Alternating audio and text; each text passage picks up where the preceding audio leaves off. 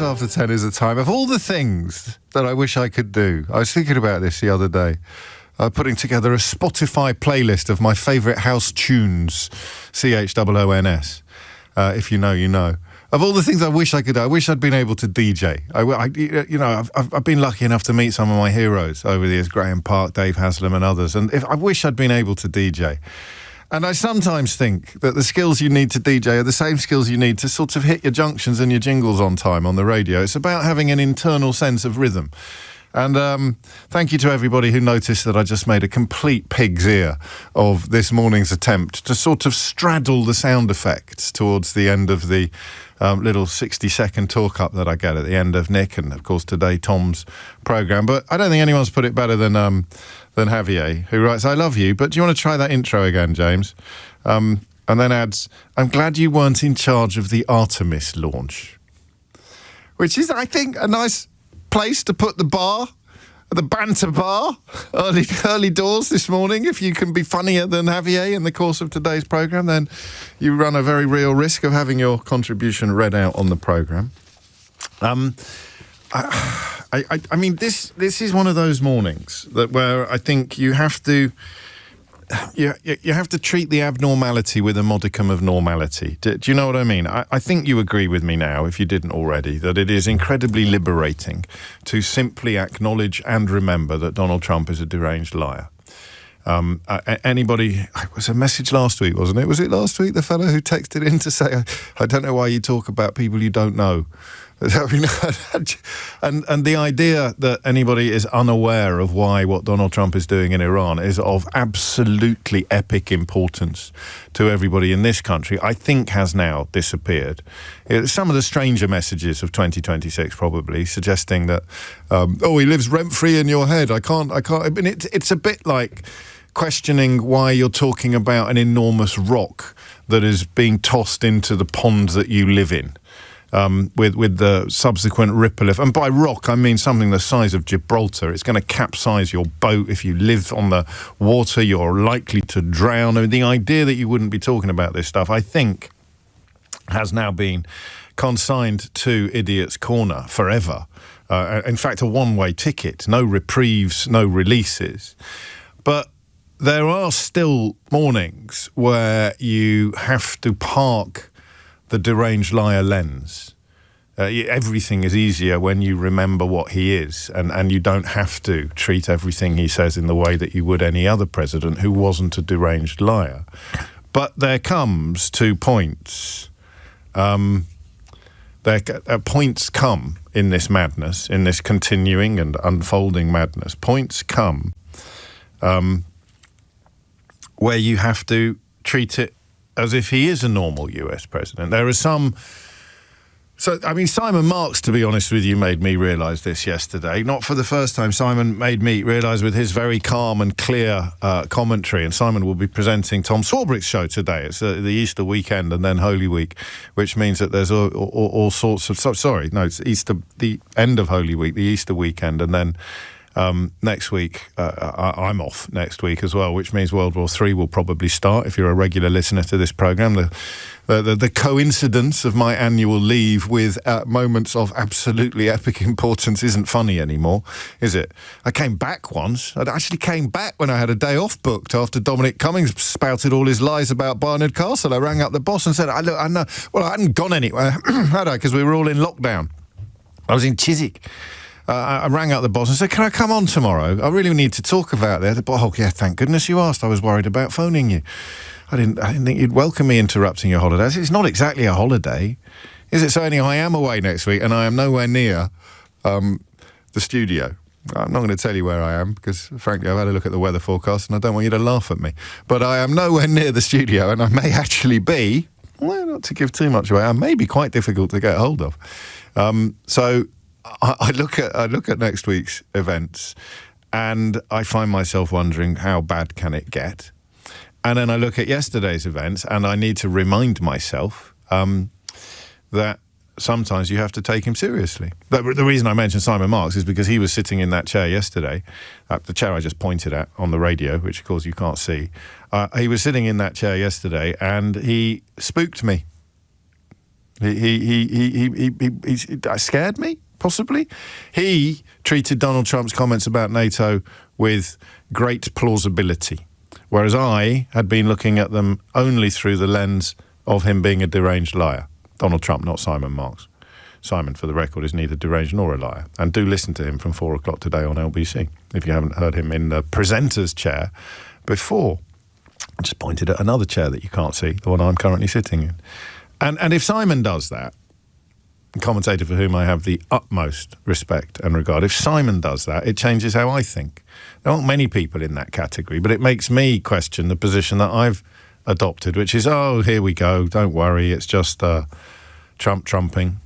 But of course, the more you think about it, the more Simon's plausibility position makes sense. I mean, depending upon what possible explanation for Donald Trump's depravity you prefer, leaving NATO would make sense if he is in the pocket of Vladimir Putin as a consequence either of sort of fanboy sycophancy or compromat and blackmail or whatever it may be. It would be absolutely the best thing that Vladimir Putin could dream of, the United States to withdraw from NATO.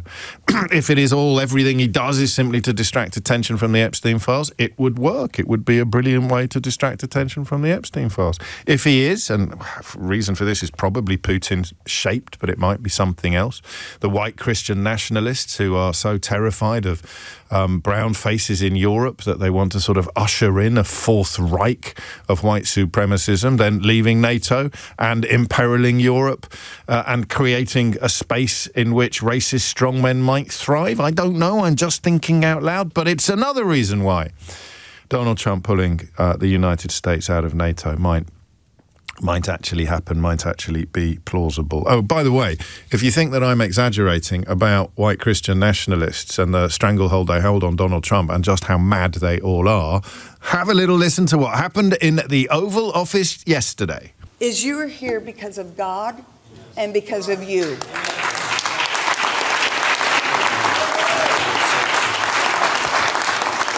And I just wanted to share this thought and then pray over President Trump. Jesus taught us so many lessons through his death, burial, and resurrection. He showed us great leadership, great transformation requires great sacrifice. And Mr. President, no one has paid the price like you have paid the price. It almost cost you your life.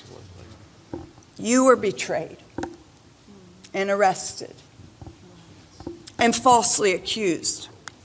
It's a familiar pattern that our Lord and Savior showed us. But it didn't end there for him, and it didn't end there for you. In the public meeting, in front of the world's television cameras, surrounded by people nodding and stroking their chins, Donald Trump, self-confessed sex offender, serial criminal, multiple felon, massive liar, destroyer of democracy, hater of truth, contemptor, I've just invented a word, but I like it, of decency. He is being compared to Jesus in the White House by the advisor to the White House Faith Office, a woman named, in a case of nominative determinism that a scriptwriter would reject as being too implausible, Paula White. So the lens of deranged liar is important and necessary, but you can't superglue it to your eye. Sometimes you have to look at the stuff that he says and he does as if he were a normal president. And that's why I want you to tell me what the United States pulling out of NATO would mean. That's all. So if you've got military experience, you'll be able to draw upon it. If you have studied this at school or at university, you can draw upon that. If, like me, you just desperately try every day to cobble together comprehension of big events and movements and possibilities, then you know what to do. What would it mean? And you can explain it either to PhD level or you can explain it to kindergarten level. I don't care what it is. I just think that we need to be really careful, and I thank Simon Marks for reminding me of this. We can't file everything under bonkers, even if he is bonkers. We can't file everything under sorry what pardon? I'll show you what I mean. Speaking of sorry what pardon, as in the President of the United States saying things that don't make sense anywhere on the planet that he inhabits. Here's one example. The countries of the world that do receive oil through the Hormuz Strait must take care of that passage. They must cherish it. They must grab it and cherish it. What is he talking about? He's channeling Kool and the Gang, I think, at that point in proceedings. And it doesn't really get any better as he nears the end of yesterday's bloviations. They're the bully no longer. This is a true investment in your children and your grandchildren's future. The whole world is watching, and they can't leave the power, strength, and brilliance. They just can't believe what they're seeing. They leave it to your imagination, but they can't believe what they're seeing. The brilliance of the United States military. Tonight, every American can look forward to a day when we are finally free from the wickedness of Iranian aggression and the specter of nuclear blackmail. Because of the actions we have taken, we are on the cusp of ending Iran's sinister threat to America and the world. And I'll tell you, the world is watching. And when we do, when it's all over, the United States will be safer, stronger, more prosperous, and greater than it has ever been before. Nuclear what now? Nuclear black belt? Did he say nuclear black belt? Did he say nuclear black belt? What did he say? I don't know if I can bear listening to the whole thing again, so I'll try and distill it down to that peculiar little dose of brain flatulence that came out of the mouth of the most powerful man on the planet, who is currently being compared to Jesus by his own advisors and closest team. I hate saying this to you. I think you expect better of me. I can't get into that story as a phone-in. Where would you even begin? How have people ended up comparing Donald Trump, the self-confessed sex offender and serial felon, to Jesus, the twice impeached man-child, to Jesus?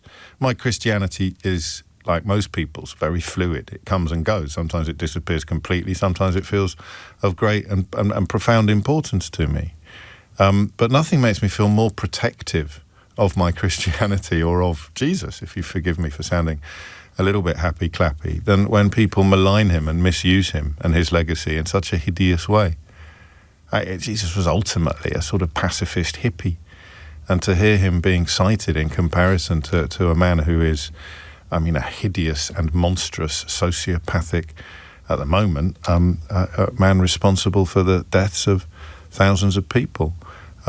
It just beggars belief, but I find it so incomprehensible and so inconceivable that I wouldn't even know what question to begin to ask. I suppose it would be about the nature of white evangelicalism in the United States of America, white Christian nationalism, and we'll probably do this when I get back from my holiday, have a better look at what that involves and what that means, because never does America feel further away from the United Kingdom than when you hear things like that. And it's not just one mad woman in the room. It's a room full of people nodding along and stroking their chins as she compares an objectively hideous man accused of crimes that I can't even say to you on the radio in the bits of the Epstein file that his own monstrous regime have deigned to release, possibly bits of it by accident, to compare him to Jesus Christ in any way, shape or form it's beyond belief, isn't it? It's utterly beyond belief. 18 minutes after 10 is the time. A painful divorce from NATO would leave Europe in peril and alliance facing collapse. 8 decades. NATO has weathered internal disputes. Good piece in the Telegraph today. Once again, the writers that are nowhere near their comment pages proving why it was once the finest newspaper in the world. NATO has weathered internal disputes, enemy plots and shooting wars in Bosnia, Kosovo and Afghanistan. But we cannot ignore, just because the mouth from which these words emerged is the mouth of a madman, he is a madman that can pull this trigger. He's a madman that can pull this lever. Donald Trump could take the United States out of NATO. I want you to tell me what that would mean. What would happen? 03456060973. Short term, medium term, long term, no term, all term, mid term. Any term you want term, 03456060973.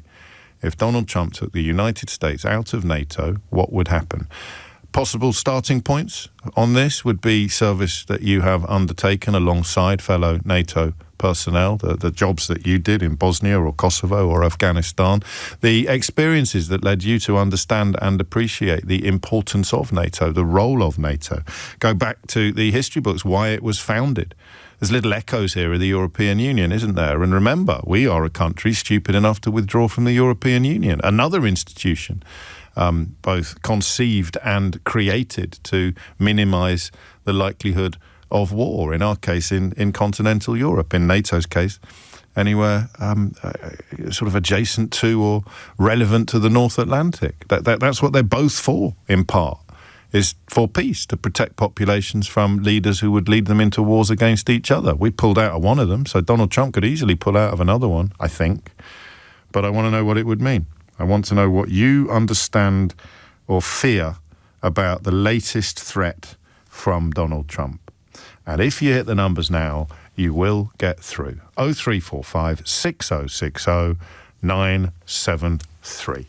James O'Brien on LBC. 22 minutes after 10. I've got an analogy for you later in the programme involving the European Union and Kidderminster Golf Club. And I am, if you are kind enough to listen on a regular basis, possibly unseemly. I have an unseemly fondness for analogies. I think the best analogy we ever came up with on the programme was during the conversations about Brexit, when we pointed out that getting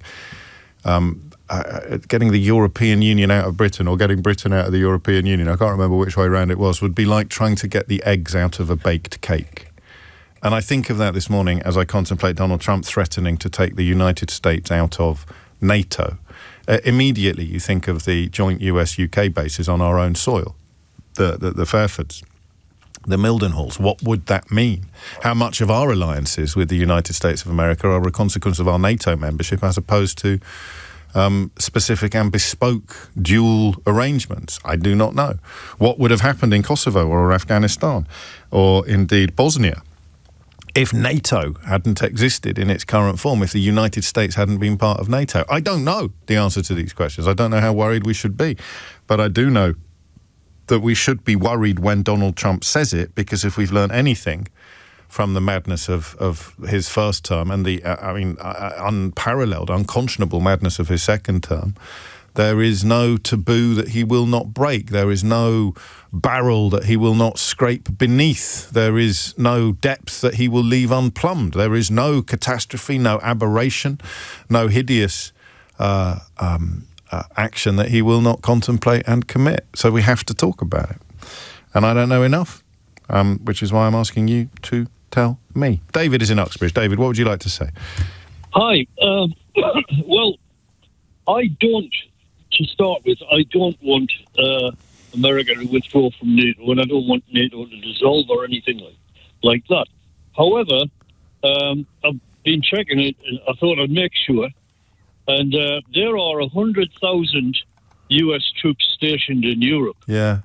The population of the United States is 300 million people. The population of the European Union, which is generally what you're talking about, although there are other bits, is 450 million people. And they need 100,000 Americans stationed in Europe.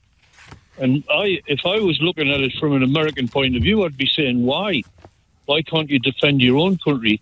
And if you're worried about Russia, I haven't checked on this, but I believe the population of Russia is about 120 million. There are limitations on what Russia can do, and they're also being bled out by the Ukraine conflict. Yeah, if I may, let me just nudge you to what would happen if he were to deliver on this threat.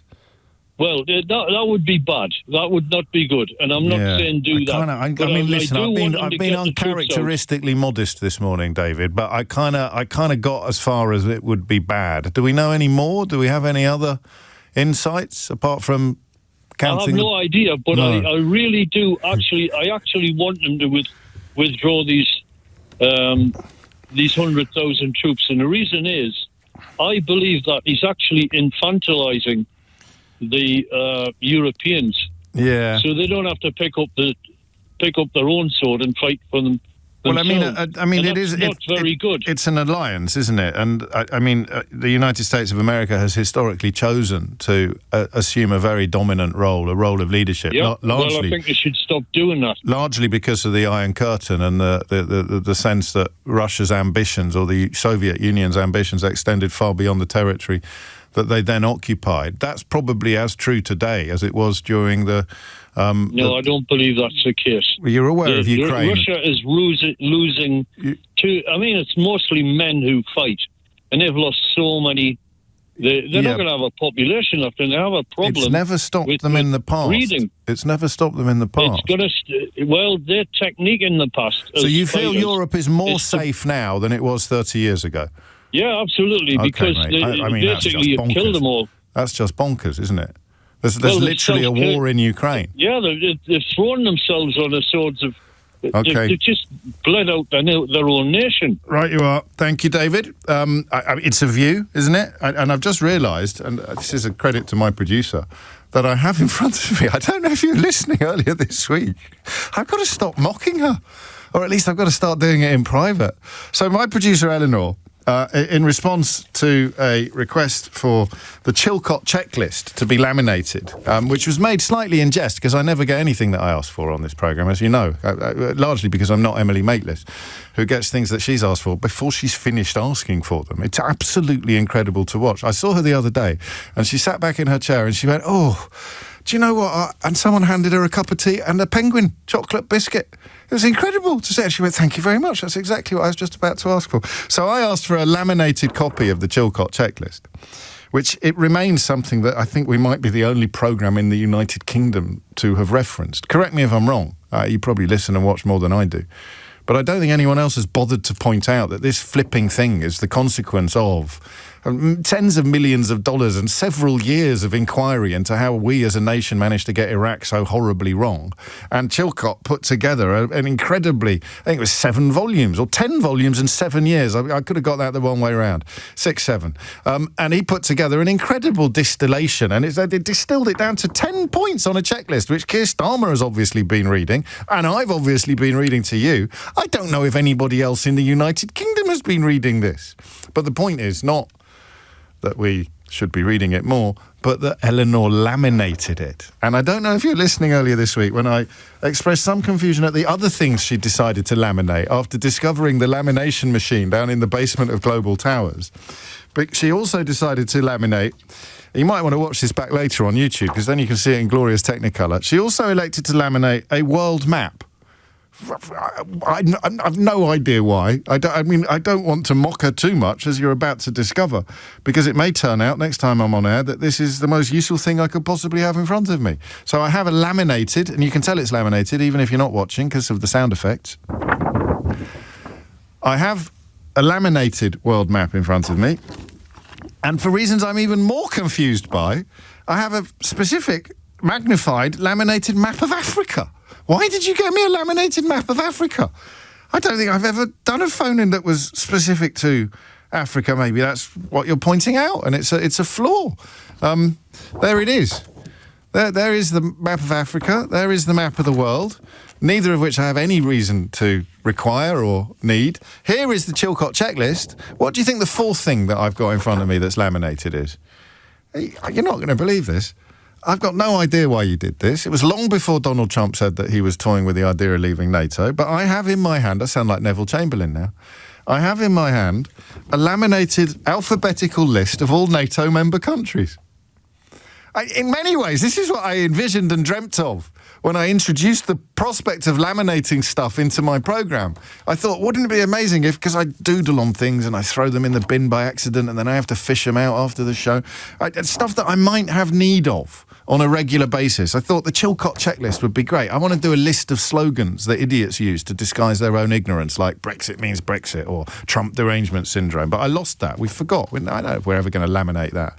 But she's done me an alphabetical list of NATO member countries.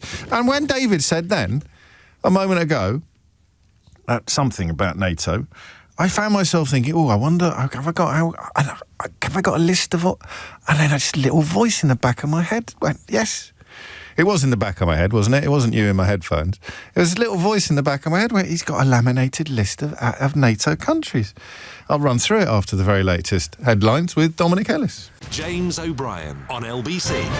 It is 10:34. You are listening to James O'Brien on LBC, where the importance of NATO is probably one of those things that you either know an awful lot about or next to nothing.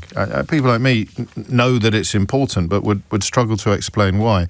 Had I served in Kosovo or Bosnia or Afghanistan, oddly, it was James Blunt, of all people, who brought home to me on at least one occasion when he came in for a full disclosure interview. It was James Blunt who I think talked about NATO in terms that made me really reflect upon the absolute importance of it. Taking NATO out of Western defence would be like taking eggs out of a baked cake.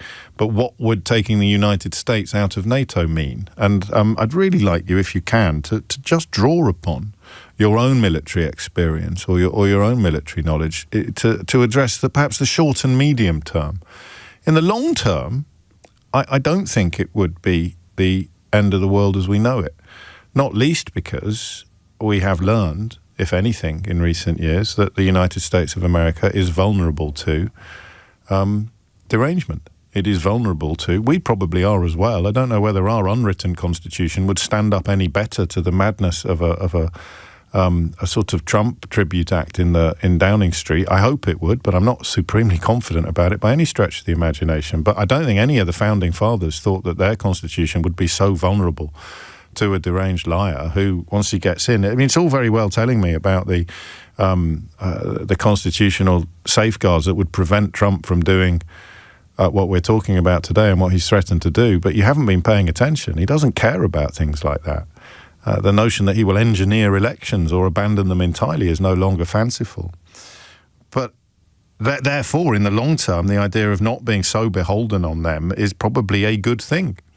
A European army always struck me as a wonderful idea. But of course, people like Nigel Farage were absolutely adamant that it would be a terrible idea. I presume that his close friend and confidant and protege Nathan Gill, currently in jail for taking bribes from a Kremlin stooge, was also of the view that a European army would be a very, very bad idea. I can't see where that idea would come from except the Kremlin, except Vladimir Putin's Kremlin, because if you're European, having a European defence force, having a European army can only be a good thing. And NATO, or at least American dominance of NATO, is probably an obstacle to that. So I can see positive arguments in the long term for it. What I can't see is immediate consequences in the short term. And that's what I'm asking you for. Or reflections on its importance, the role that it plays, how it works, what would happen or have happened in Kosovo or Afghanistan or Bosnia in the absence of either NATO or an American-led NATO. 10:37 is the time. Tom is in Wandsworth. Tom, what would you like to say? Well, I'd like to say it's not going to be that easy for Trump to withdraw from NATO. Marco Rubio, in his last days in the Senate before he became Secretary of State, he co-sponsored a bill which says that if the president wants to withdraw from NATO, he needs a two-thirds majority of the Senate. Now, this is the National Defence Authorization Act of 2023. That's right. Yes. And he has nowhere near that. In fact, there are about 18 Republican senators who will almost certainly vote against any kind of withdrawal from NATO. Now, having said that, the president does have operational control over the troops. He can withdraw some of the troops, but he can't withdraw from the alliance. The framework will still be there. But he can't. I mean, he can't go to war without the approval of Congress either, Tom. And spoiler alert, he just did. Well, when you've got your Secretary of State, who has co-sponsored a bill which says you can't withdraw from the NATO alliance, I think that's going to make it a bit more difficult. Well, I hope you're right, but I think, and I speak as a sufferer, not as a critic of you, but I think you may be a fellow sufferer of normality bias. I think you may be presuming that the checks and balances that are in place, whether they're legislative or constitutional, would be sufficient to prevent that which we are talking about. And I no longer think they are. I no longer dismiss anything Trump says as being impossible or fanciful, because he is so mad. And he would mould the system to his madness. And people like Marco Rubio, I bet you, in fact, if there isn't a quote already of Marco Rubio saying something vaguely encouraging about Trump's threat to leave NATO, then there will be by tea time. There is. Already, is there? Yeah, well, there is. There you go. But having said that, there are 18 Republican senators. Yes, I hear you. Who would try and stop him. Now, everything that's prevented him from doing these things in the past is the fact that the Republican senators will back him. And yes. I think NATO could be the straw. Could be the one thing they wouldn't do. And the backing comes from self-interest, really, more than any other consideration on everything else. They vote for things and they support things that they know are wrong and immoral and entirely at odds with what their own party is supposed to represent, but they think their own chances of re-election would be compromised by going against Trump, not least because he would campaign against them or support rival candidates in primaries. That's where I worry that your optimism is misplaced, in that when push comes to shove, how many of these congressmen and women that we're talking about have got more integrity than ambition? Well, you may be right. And if you are, I think if we're looking at the short term and the medium term, as you suggested we should do, then I think the first thing we're going to have to look at is the nuclear deterrent. Wow. And I think we're going to have to look at some way of increasing our nuclear deterrent and improving the relations between Britain and France and coordinating that nuclear deterrent for a European defence force. To me, that sounds like the most obvious, not to mention desirable course imaginable. And yet we live in a country where huge engines of influence are still, or huge tanks of influence are still parked upon the lawn of European cooperation. I hesitate to tell you how the Daily Mail chose to report Keir Starmer's comments yesterday about the necessity of closer relations with Europe, whether in trade context or indeed in military context. But they went mad. They went just as mad as you would expect them to go. And yet when you hear Tom describe the need for it, the necessity of it, the desirability of it in such calm and clear terms, you find yourself wondering what planet it is that these people inhabit. Keir Starmer goes running to his EU friends or betrays Brexit. I forget precisely what phrase was used, but it could easily have been either of those. Tom, thank you. Great stuff. 10:41 is the time. Richard is in Portsmouth. Richard, what would you like to say? Yeah, I really want to echo what your previous caller was saying, that my belief that America leaving NATO could spark off a World War III, simply because we have to bear in mind that probably peace has been largely due since the Second World War due to the amount of nuclear weapons that NATO have got and Russia have got. And just give you some crude numbers. Yeah, go on. I'm just rounding up, really.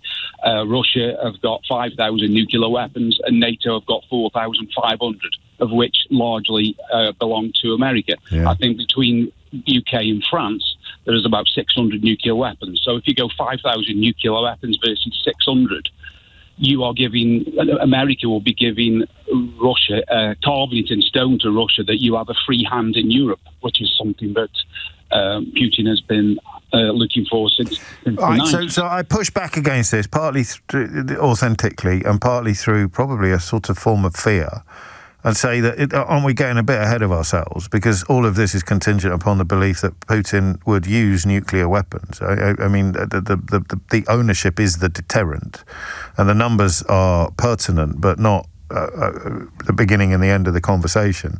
Do we really believe, and the answer to this may well be yes, that Vladimir Putin would exert nuclear dominance over continental Europe in order to achieve his own ends? Well, he saber rattles, doesn't he? Yes, saber rattles about the nuclear weapons. Yes. Quite. Now, whether we take that seriously or not, for me, I'd go on the air of caution and take it seriously. Yeah. That as soon as those 4,000 nuclear weapons are not in the NATO disposal, they're with the USA. then straight away he's going to puff his chest out as Putin, and guarantee he's going to start saber rattling, whether it's straight away or whether it's sometime. Well, and obviously, even if we don't know what that is going to look like exactly, we know for absolutely. I think the thing that we can all say with absolute certainty, even if we disagree or quibble about everything else. You're talking about the possibility of the United States leaving NATO. Vladimir Putin would absolutely bloody love it. Absolutely, it's frightening, and you know, people have to be aware. Before, you had a previous caller saying, "I think we should 100,000 troops should leave Europe." You must be joking. Yeah, of course.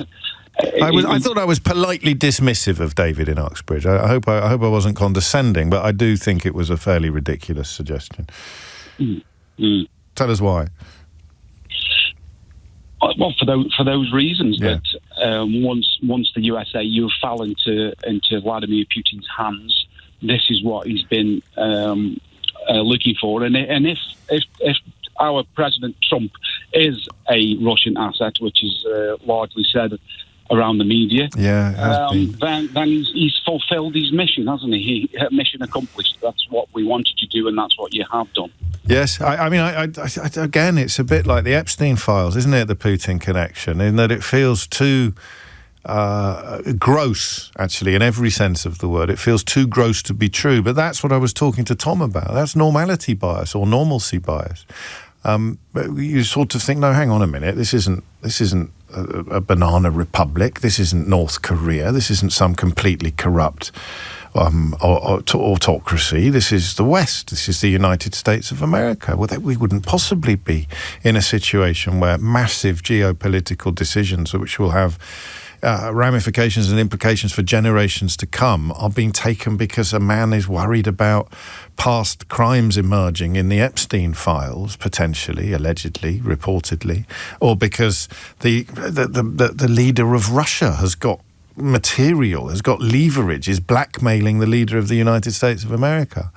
I wish I was where I was 10 years ago in some ways, when I was quite dismissive of those ideas, at least when I thought about them. Now, I think anything goes. Would you really be shocked by anything that subsequently emerged, by anything that came out? If the Epstein files were to be fully and completely released, is there anything in there that Donald Trump might stand accused of doing that would truly shock you? If Vladimir Putin were to release photographs, documents, financial arrangements involving Donald Trump, and Donald Trump claimed that they were not real, who would you believe?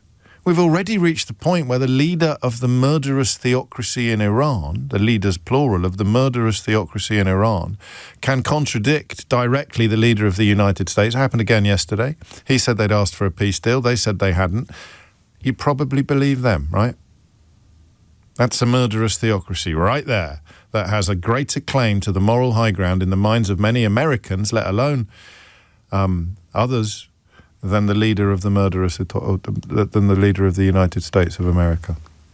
10:46 is the time. And of course, I think it's worth reminding ourselves as well that one of the criticisms levelled at Iran by America is that they are religious extremists. So it's probably worth reminding us what happened in the White House yesterday. Is you are here because of God and because of you.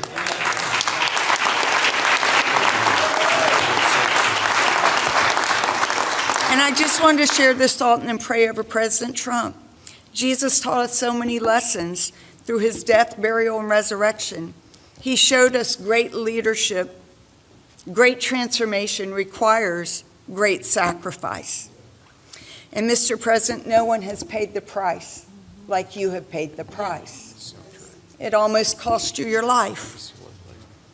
You were betrayed and arrested and falsely accused. It's a familiar pattern that our Lord and Savior showed us. But it didn't end there for him, and it didn't end there for you. I just try to remember where it was in the Bible that Jesus sued a woman who accused him of rape and then lost. Is it in Acts of the Apostles, or is it in the Book of Psalms? Or the Book of Palms, as Honest Bob Jenrick probably calls it. So there was this woman I think she was from Gethsemane, and she accused Jesus of rape, and Jesus sued her for libel, and then he lost in court. The court found that the woman's case was credible. I can't remember which bit of the Bible that was in, but I'm sure that mad woman could tell us. James O'Brien on LBC. 7:51 is the time. You're listening to James O'Brien on LBC. I'm minded to talk about the Kanye West story. There's a phrase I don't think I've ever said on the radio before. In the next hour of the programme, Ed Davey leading calls for Kanye West's invitation to headline at a big festival this summer to be withdrawn. I think there's probably an argument that Kanye West shouldn't be allowed into the country at all, isn't there? The virulence of his anti-Semitism is off the flipping charts. It's sort of, I mean, I know he's subsequently apologised for it, but there should be some things that render you persona non grata. There should be some limits to free speech, shouldn't there? Surely? The problem is I've now exhausted my knowledge of the story. I've now said pretty much everything I know about that case, which means that it's going to be up to you whether we should talk about it in the next hour. Let me know what you think by text 84850 or via WhatsApp on 03456060973, which is, of course, also the phone number you need to contribute to the programme orally. Frank has done that. He's in Kings Lynn. Frank, what would you like to say? Yeah, it's a really interesting question you've made, James. I served in the Royal Navy. I was a submariner, and during the time I was serving, we were often on joint operations with the Americans. We also had access to a thing called SOSUS, which was a series of underwater hydrophones covering the whole of the North Atlantic, where we could know where the Russians were going. Now, if Trump decides to, he could say, well, we're not going to share that information with you guys anymore, because we're out of NATO, whereas we did have it. And, Putin could say, well, Mr. Useful Idiot, can you please not allow them to have this? The nuclear deterrent, the Trident, the missiles have to be serviced by the Americans. We own the warheads. Right. They're looked after by Aldermaston. Yes. But again, there's half the technology, the bit that shoves it into the air, could be compromised by the Americans. So this is by Trump. This is getting the eggs out of the baked cake territory, isn't it? It really is. We used to do close-ups, and it's not giving the game away. If there was an American submarine coming away from let's say north of Russia around the top end, we'd be up there with one of our boats, gathering intelligence, following them. How long would here's the great unknown is how long it would take for stability and security to be established by former NATO members in the absence of the United States of America. It can't be undoable, but yes, exactly. No. That. I mean, you look at the Norwegians, they haven't got, they don't have nuclear-powered submarines, but they've got bloody good submariners. Yeah. And they've got good submarines. I didn't know Same that. with the Swedes. Right. Yeah, same with the Swedish Navy. Hats off to them. The French have got a deterrent, and they've got nuclear-powered submarines. So we've got the ability if we really get round to it. It's just a bloody scary... Sorry for my French. That's all right. It's a word I use sometimes. We should both use it less, but I can't tell you. And the other one, you're familiar with Norfolk, James. When you've been up on the North Norfolk coast, yes. The F-35s flying overhead. Yeah, of course. Well, he could pull the plug on those. So if he pulled it, if he got away with pulling out of it, it's going to cause a big ruckus, obviously, and leave massive holes, which could be filled in time. But the big question, I suppose, is what might happen while the filling up process is underway, and that presumes a degree of political will that might be absent. Some far right governments or far right political movements, not just in this country but in other parts of Europe as well, on the rise. Oh, Viktor Orban, very sympathetic to Putin, although he's looking pretty shaky at the moment. That story, I think, that election drops while I'm on my holidays. Go on. I mean, Donald Tusk this morning, Mr. Tusk this morning said, that Trump's threats to withdraw the US from NATO looks like Putin's dream. Yes, of course. Who said that? Donald Tusk this morning. Yeah, well, he's absolutely right, isn't he? And yet we'll have people sitting in this country. We've probably still got Dick Littlejohn over at the Daily Mail wishing that Donald Trump was running this country while somehow watching old episodes of Dad's Army and claiming to support our armed forces. And it is extraordinary the contortions that these clowns have tied themselves into while supporting Donald Trump. And these, you would think, would be the moments where the last vestiges of sycophants would detach themselves from him altogether. He is threatening European peace. He's threatening European peace on a scale that has not been seen in the post-war period. NATO, even more than the European Union, emerged from that collective desire among allies to guard against future wars on soil where wars had been fought for centuries, and it worked for a long time. 10:56 is the time. Frank, thank you. I'm not going to North Norfolk next week. That is indeed normally my holiday destination, but I'm going a tiny bit further afield. Asim is in Walthamstow. Asim, what would you like to say? Hello, James. Hello, Thanks for taking my call, mate. You're very welcome. First time called out and I'm shaking. It's only me. I know you always say this and I always listen to this. I've been listening for, 15 years. Gosh. I thought today I'd just make the most of it because you mentioned my country's name. Kosovo. Kosovo, exactly that, yeah. Thank you so much. Love you. Oh, okay. Thank you. Top programme, everything good. So basically, you asked me questions. Yeah. What happens? What happens if the United States pulls out of NATO, or what does your home country's experience tell us about the importance of both NATO and the United States' presence in it? Well, I was saying earlier to you on the phone, if NATO pulls out, if all the troops from Kosovo, because they're there permanently, they pull out all of it, I will worry. I'll be straight honest. But if it's just like American troops and NATO, like UK, at least UK there, I'll be honest. Yeah. I would be fine, mate. I'll be straight honest. Because UK and the US, basically, on a war, when war finished, when they helped us out, these two countries, they helped us out without being wiped off. It's as simple as that. We got statues. Tony Blair was that time. He's a national hero in Kosovo, isn't he? Yeah. So we got statues of Bill Clinton, Tony Blair, I think, as well. I'm not sure. In my capital, in the city, in Pristina. And we love it. I mean, so the nationality of the troops doesn't matter. If the Brits, we don't have the resources at the moment, but that can be rectified in the medium term, if not the short term. And you wouldn't need an American presence to safeguard Kosovo. You would just need a NATO presence, and NATO is not the USA. Exactly. Not in a bad way to the USA, because like I said, if it wasn't for them in the UK, we probably would have been wiped off in that sense. Yeah. But no, I wouldn't worry. But if all of it goes through, I would think about it twice. I would. No, I hear you, man. Go on. Even though the country's got so better, it's literally unbelievable. The army with health and fundraise to the army is unbelievable good. But still, the threats that we get from Serbia, because ongoing, because of them with Russian sort of thing, even though I don't think Russia bothers about it, to be honest. I would worry a little bit about it, even though until we get to NATO, because we're just about to soon, very soon, but all this going on now, we've probably been forgotten about it.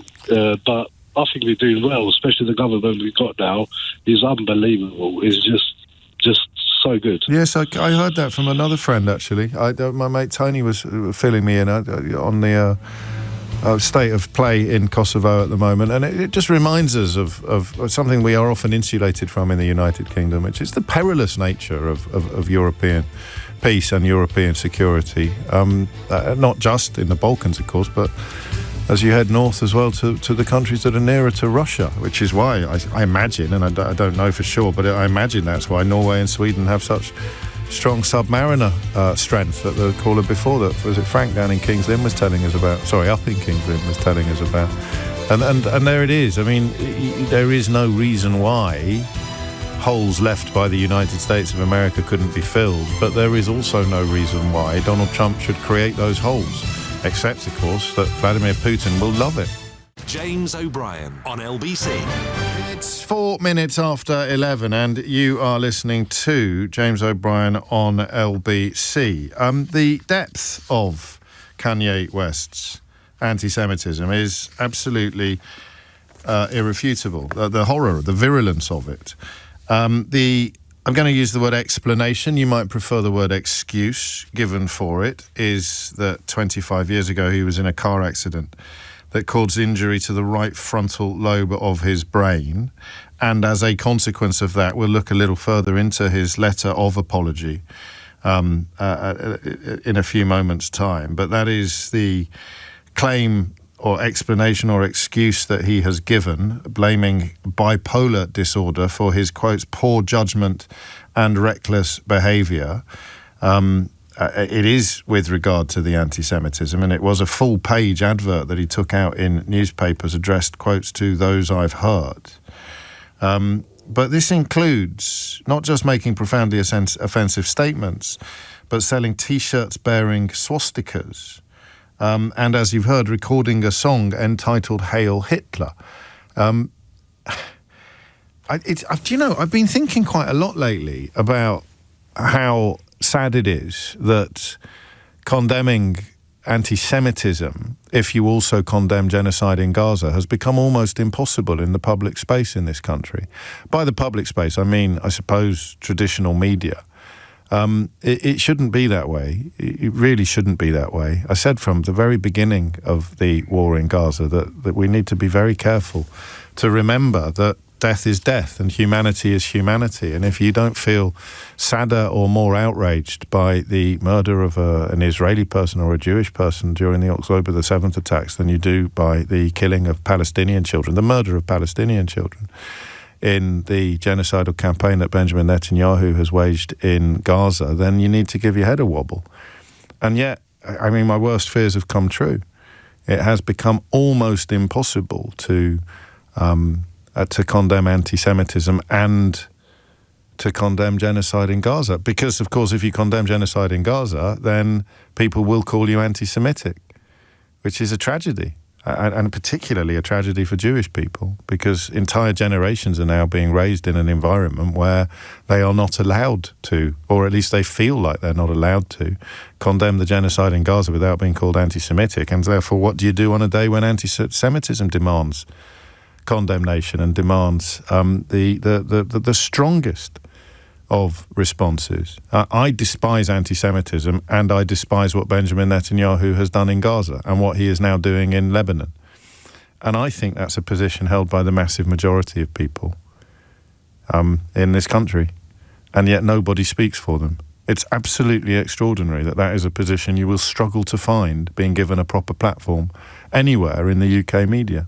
I worry that we probably should have pointed this out a little bit sooner. But the Kanye West story is a wonderful example of what I'm talking about.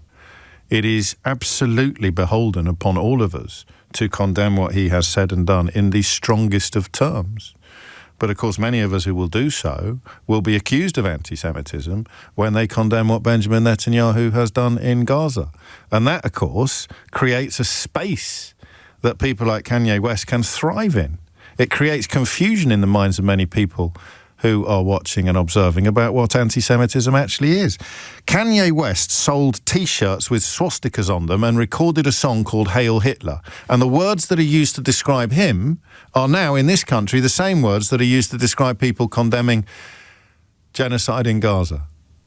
And you can understand why many people are confused. You can even understand why many people are falling victim to that hideous conflation of Israeli people with Jewish people, because so many supporters of the Israeli regime claim that any criticism of the Israeli regime is a criticism of all Jewish people. It's a really tragic state of affairs that was visible from 100 miles away, and yet some people have careered into it at 100 miles an hour. And now here we are. Kanye West's anti-Semitism is described using the same language, or indeed his Jew hate is described using the same language used to describe intelligent, compassionate observers who are condemning what Benjamin Netanyahu and his regime have done in Gaza.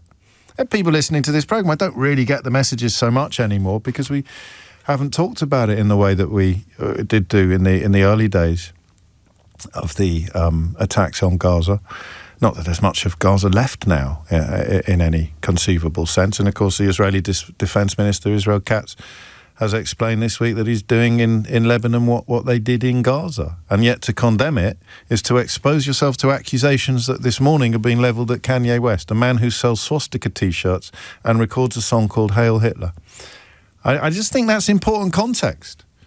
Because I don't know what would happen if Kanye West came out now in support of what Benjamin Netanyahu is doing in Lebanon, Gaza and Iran. If Kanye West came out in support of that, then somehow, in the ways that many people in our political system who are profoundly and historically anti-Semitic, in some cases right back to their school days, but because they support Benjamin Netanyahu's genocide, they don't get the criticism that they should get for their anti-Semitism. It's a mess. It's an almighty and monumental mess, and it hasn't happened by accident. But I confidently believe that the massive majority of people in this country are as repulsed by anti-Semitism as they are by genocide. And so they flipping should be, because anti-Semitism has historically led to genocide. Both are disgusting. But it takes a story like this to stick the clear blue water between the two positions. Because I am absolutely certain that Kanye West should not be allowed anywhere near the Wireless Festival in Finsbury Park. He shouldn't have been allowed back on Twitter, but we don't get to control Elon Musk's bile ducts. We do, however, get to control what happens in this country. The only caveat I have, I have two caveats at this point, okay? And I hope you will forgive me for them. And I hope by 12 o'clock today they will no longer exist.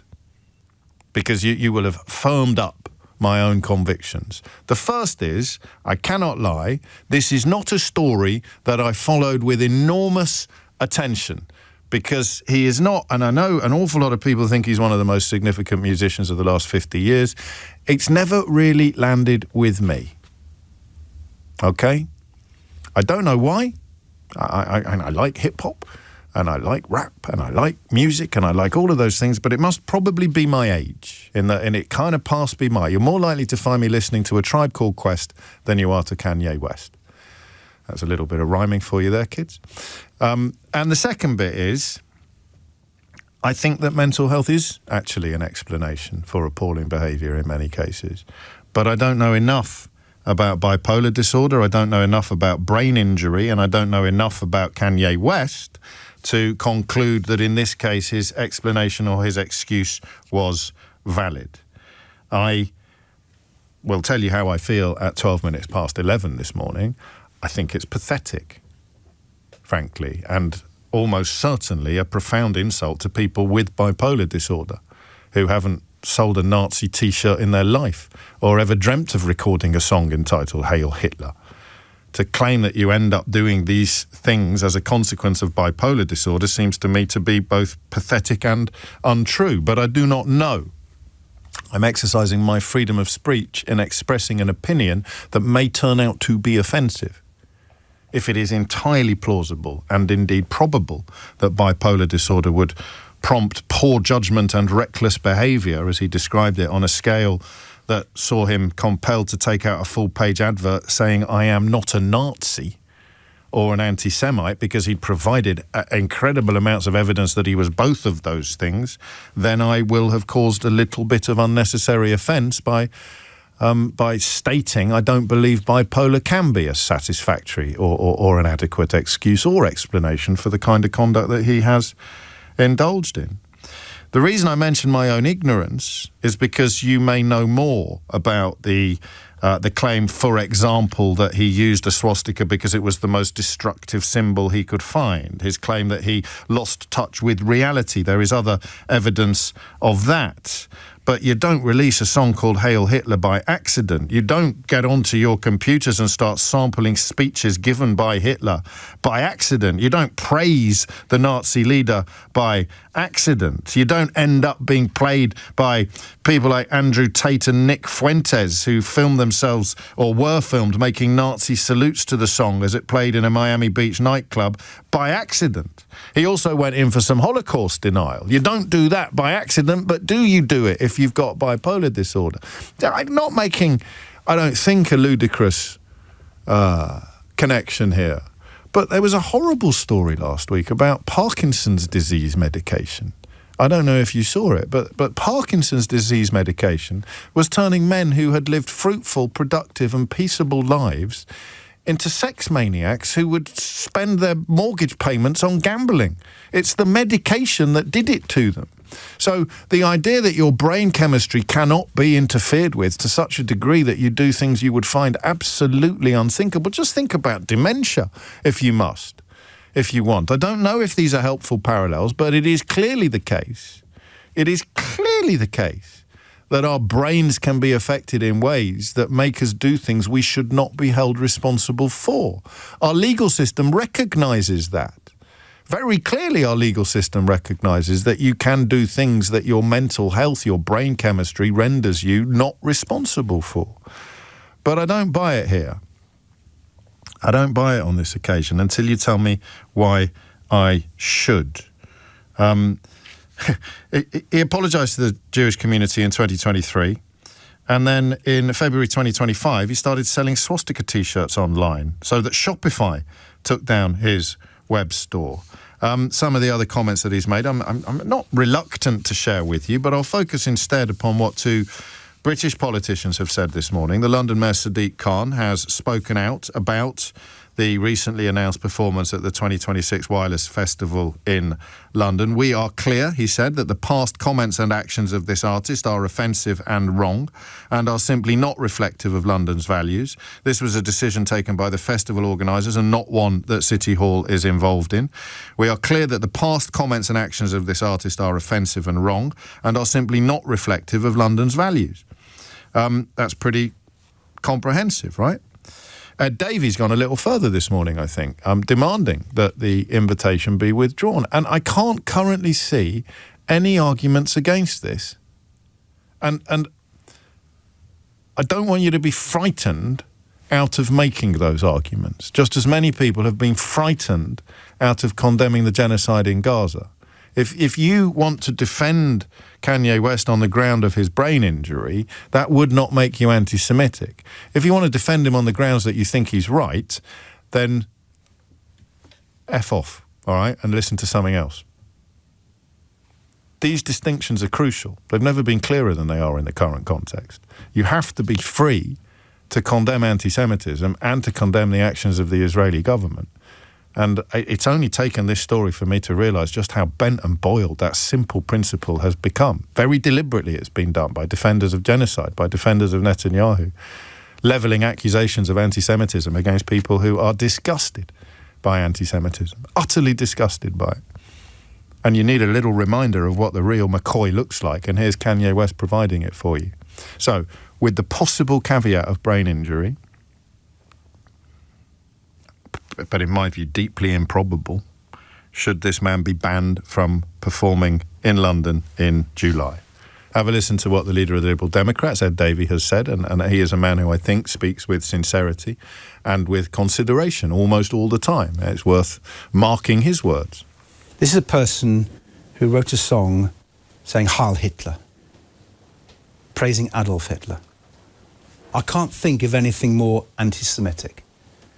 Now, the Australian government has earlier banned him from going to Australia for those anti-Semitic hate speech, and we should too. The Home Secretary should ban him from coming to this country. It is 18 minutes after 11 and you are listening to James O'Brien on LBC. I imagine I'll get some texts that rather prove some of the points that I've just been making to you, and I'll share those with you because it's important.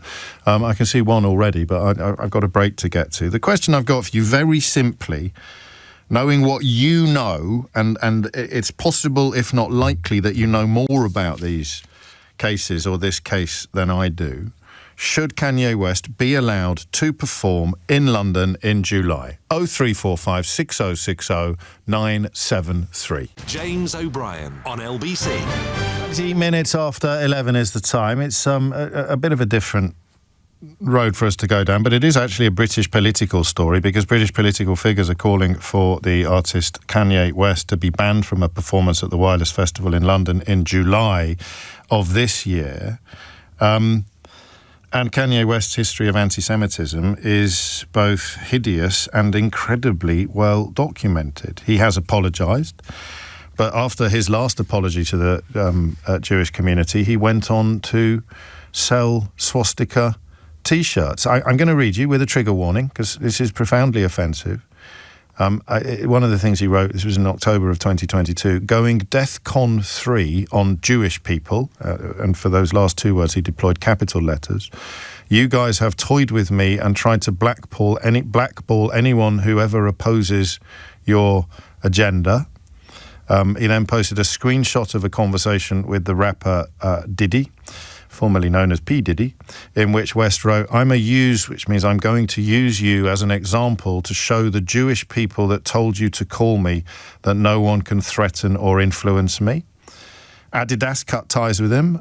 There's a very lucrative footwear partnership for his brand Yeezy, calling his comments unacceptable, hateful and dangerous. In December of 2022, it got worse with Alex Jones, the right-wing pundit on whose programme Nigel Farage has appeared countless times. Nigel Farage, of course, stands accused of virulent anti-Semitism in his school day, going right back to his school days by people who were at school with him. Kanye West, and of course, many of the people calling for Kanye West to be banned from Finsbury Park will not be very critical of Nigel Farage, and we possibly will try and work that out on another day. But he said to Alex Jones, "I see good things about Hitler. Every human being has something of value that they brought to the table, especially Hitler. Nazis did good things too. There's a lot of things that I love about Hitler." He also posted an image of a swastika blended with a Star of David, which is among the most disgustingly offensive images I can currently conceive of or imagine. And that's not all of it, but it's enough for us to get started, I think. Andy's in South Shields. Andy, what made you pick up the phone? Oh, hiya, James. I currently suffer with bipolar myself. I'm sorry. And I'm just going to start off. I completely condemn what Kanye West actually said. Of course. And I personally do think there should be some ban in place. However, I know from my own experience that bipolar can cause people to lose complete grasp of reality and can subject them to making outlandish statements, which, in this case, has been extremely derogatory and anti-Semitic.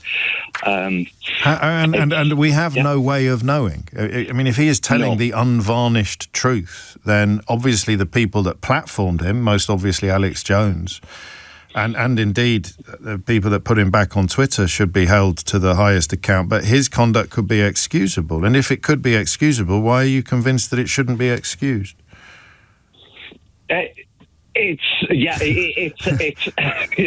get what you're saying there, James. But yes, it's excusable. But at the end of the day, it is still an action that's taken place, and it is. Yeah. So in the absence of certainty, we should lean towards condemnation, unless you can prove beyond reasonable doubt that you didn't mean any of these things.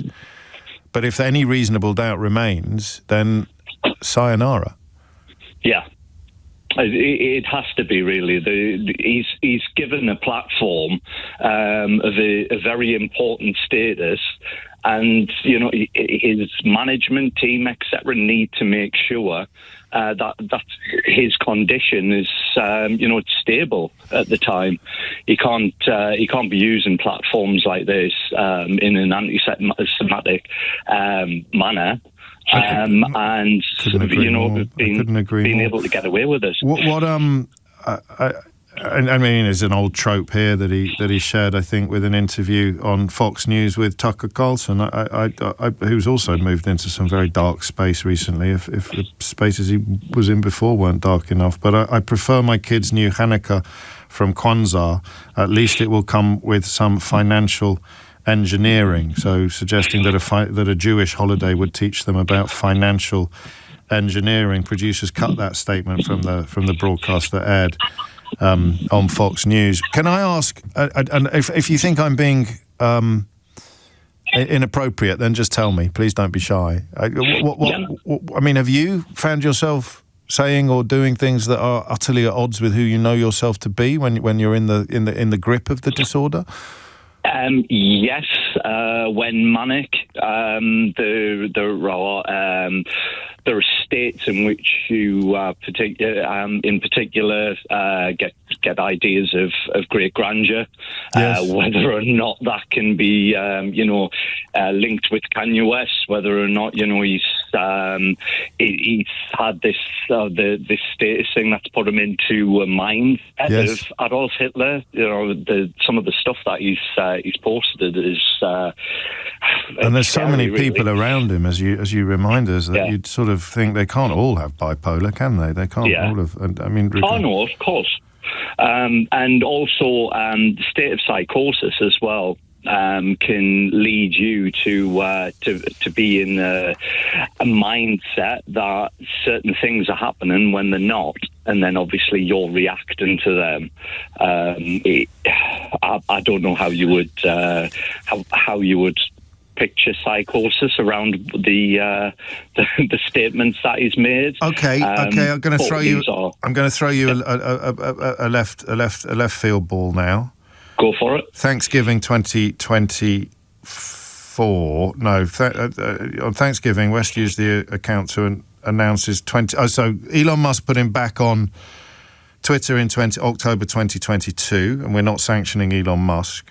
And then he used his account on Twitter on Thanksgiving to announce his 2024 campaign for president after he and a very virulent white supremacist called Nick Fuentes had dined with former President Donald Trump.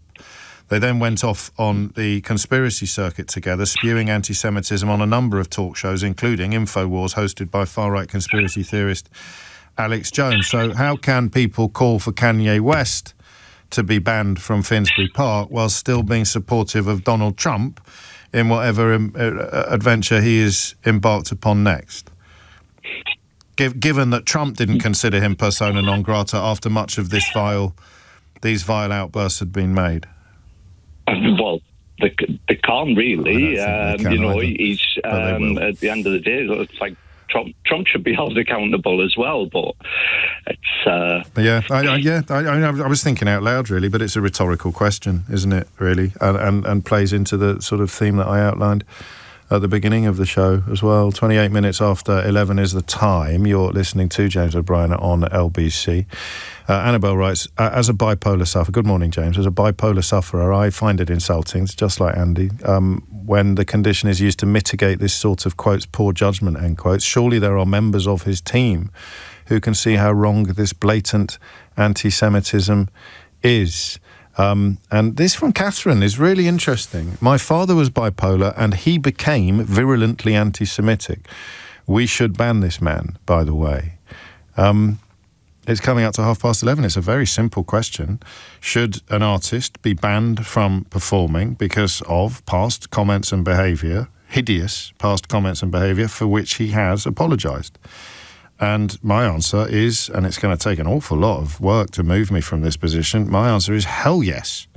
With that little quibble, not a quibble that undermines my certainty that he should be banned, but the way in which some of the people that have promoted, platformed, and indeed facilitated Kanye West in recent years, most obviously, I suppose, Tucker Carlson, Fox News, Donald Trump, Alex Jones, at least two of whom are people that Nigel Farage has expressed great admiration for.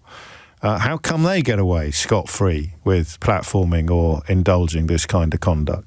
I don't actually know the answer to that, genuinely. I bet you don't either, but if you think you do, I'd love to hear it. 11:30 is the time. Dominic Ellis has your headline. James O'Brien on LBC.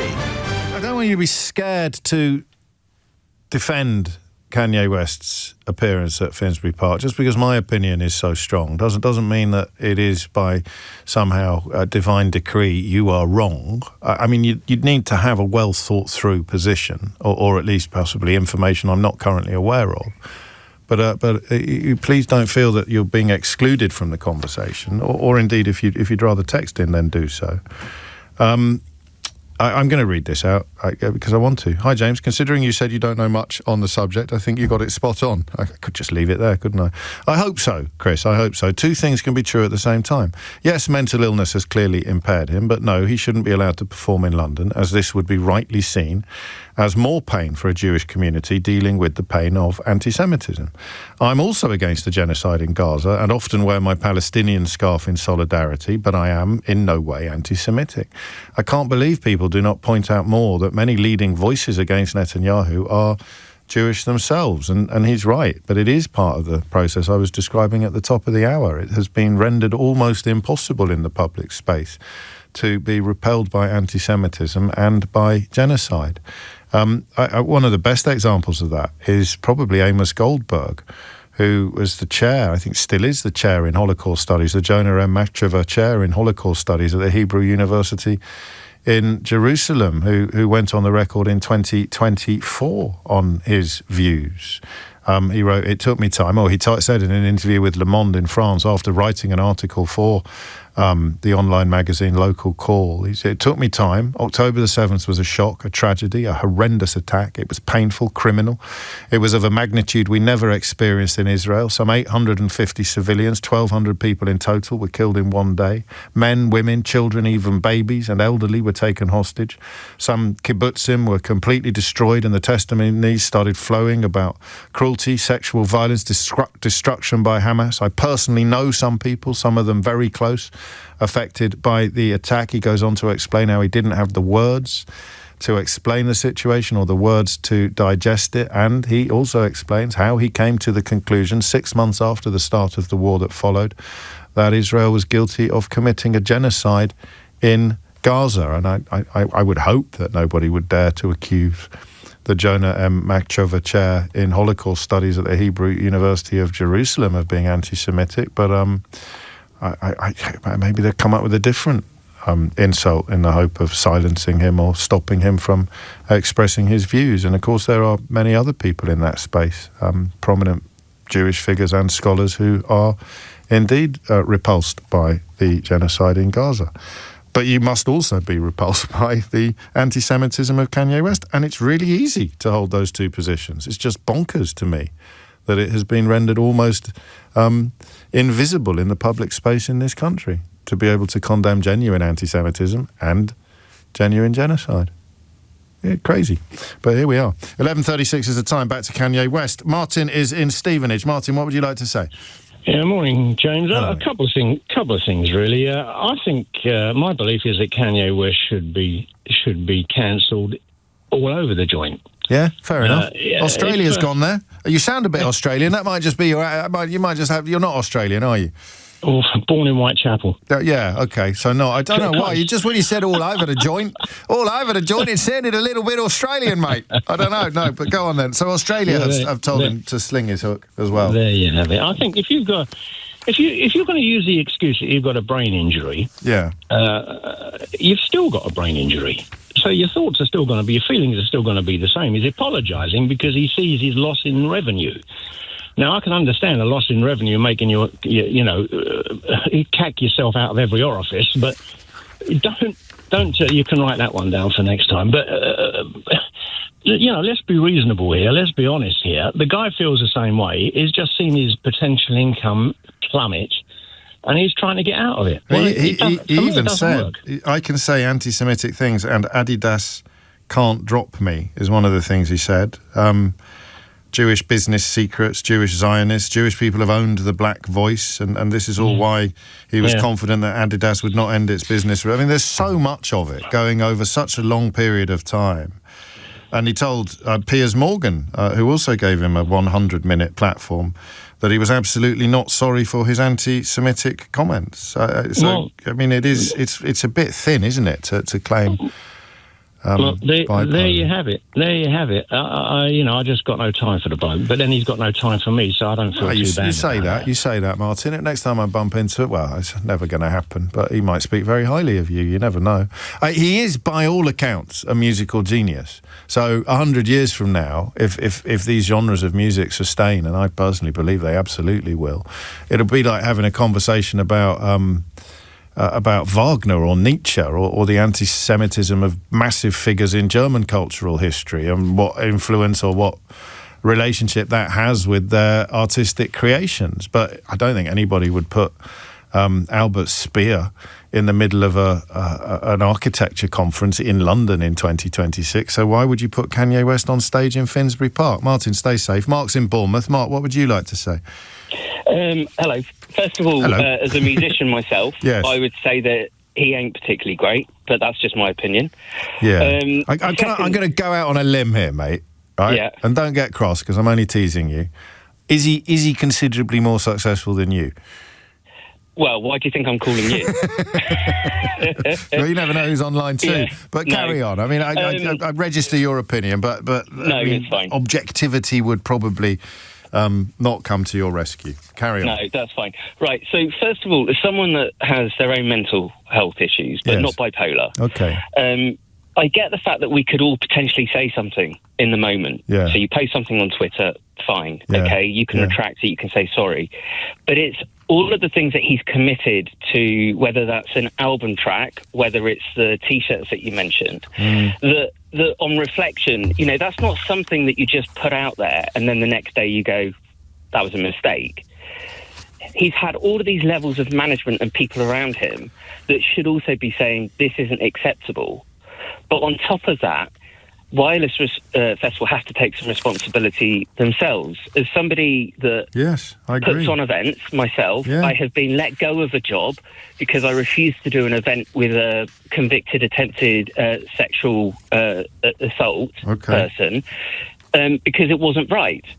And they've got a platform that they could actually say, we actually don't think this is the right platform for him to be speaking or doing his set. And I think that's where the questions have to lie against both Wireless management as well as his own management and label. And if I were to speak for Wireless, I would say, well, hang on a minute, why are you picking on us? He's been to the White House for dinner, he's been on Fox News, he's been on with Tucker Carlson, he's been on with Alex Jones. There's all sorts of people. He's been on with Piers Morgan. There's all sorts of people that have platformed him long after these hideous comments, for which he has subsequently apologised. So why are you picking on us?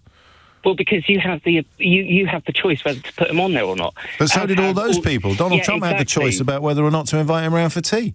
Yeah, exactly. And that speaks volumes for Donald Trump's character, right? So you don't have to put it back into perspective and say, hang on a second, we're supposed to be a country that is pretty much, we're supposed to be all equal. We're supposed to be encouraging all different faiths. So why would you give a platform to somebody that's so anti a particular faith? It would be like giving a platform to somebody who's an open racist. So I don't know what it is that I'm doing. Obviously, I'm being the devil's advocate. When Elon Musk puts him back on Twitter, we're saying to the Wireless Festival organisers, so what, be better. Yeah, basically. Yeah, I mean, come on, you can't comment on Elon Musk as well, because look at him. Yeah. Yeah, no, well, of course. I mean, he did the salute. And, of course, it hasn't affected him, or indeed the admiration expressed for him by people like Nigel Farage and Kemi Badenoch. So this is the tricky business, isn't it, integrity, when there's so little of it around. And it is perhaps unfair in one sense to ask the organisers of the Wireless Festival to demonstrate more integrity than Nigel Farage or Kemi Badenoch, or indeed Piers Morgan or Tucker Carlson or Fox News or Alex Jones. But they have to. You can't give the guy a platform. And not in London either. Have you seen that Paddington mural down by Waterloo Station? I walk past it quite often and I'm sopping it. There's a journey that if you take, it's an extraordinary journey that if you take from Waterloo Station into central London, and I was out again in London last night, a big shout to Munir and his family who were down from Liverpool to watch the play That Goes Wrong at the Duchess Theatre, which is just a beautiful, if you want to introduce your children to theatre, and it's not pantomime season, or you don't fancy a musical, take them to see the play that goes wrong at the Duchess Theatre. There's a reason why it's been in residence there for 12 years. Beautiful play. But and I mentioned that because, once again, I was in the finest city in the world, enjoying some of the finest entertainment in the world, in a city that bears no relation whatsoever to the pictures painted on Elon Musk, the Nazi platforming owner of Twitter. You can decide who's telling the truth. But there's a journey if you walk from Waterloo. And the first thing that you will see is the statue to Windrush, which is beautiful. I'm not even going to describe it to you. I'm just going to tell you to see it because it's beautiful. And the next thing you see as you make this journey is the memorial to the war dead who were working on the railways in the First and Second World War. So you make your way from the bottom of the platforms to one exit. You have to go to the exit that the original exit to Waterloo Station, and you walk past the memorials. The war memorials, just the list of names. I don't know what you do when you walk past those, whether you ever look for your own name on there or for somebody else's name. You're not going to know the people there unless they're family and you're looking for it specifically, but it always gives me slight pause. And then you walk down the steps out of Waterloo Station, and on your left there is a mural, a Paddington Bear mural, which is like a hymn or a poem to London, about what Mrs. Brown has said to Paddington Bear, about why it is that everybody is welcome in London. It's like it's the perfect distillation of why I love this city. Mrs. Brown says that in London, everyone is different, and that means everyone can fit in. And that sometimes, with the memories of the Windrush statue and the War Memorial fresh in my memory, that sometimes brings a metaphorical tear to my eye. And then you walk through towards the South Bank and you head up the stairs next to the South Bank Centre, and to your right is a massive statue of Nelson Mandela, which obviously also speaks to precisely the message that the Paddington Bear mural was speaking to.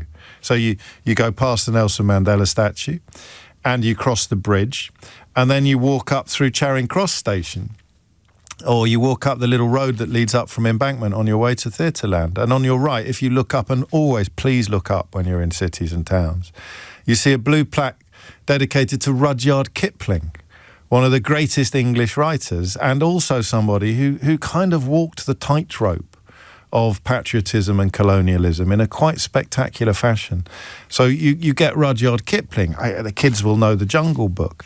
The adults might be a little bit more familiar with the Tommy Atkins poem. But you see Rudyard Kipling to your right, and some mornings, don't laugh at me, some mornings I might even allow myself an internal morning Rudyard as I make my way into the city that I love and call home. The other topic we were going to do today is about actually Sadiq Khan finally, and this is not a criticism, but launching a rear guard action against all the racists and liars who lie about our home city on a regular basis.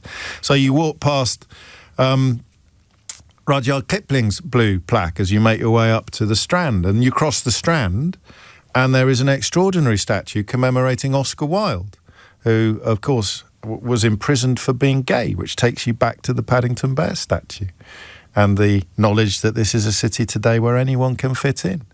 And you see the Oscar Wilde statue, which I can't really describe to you except to say that he's supine.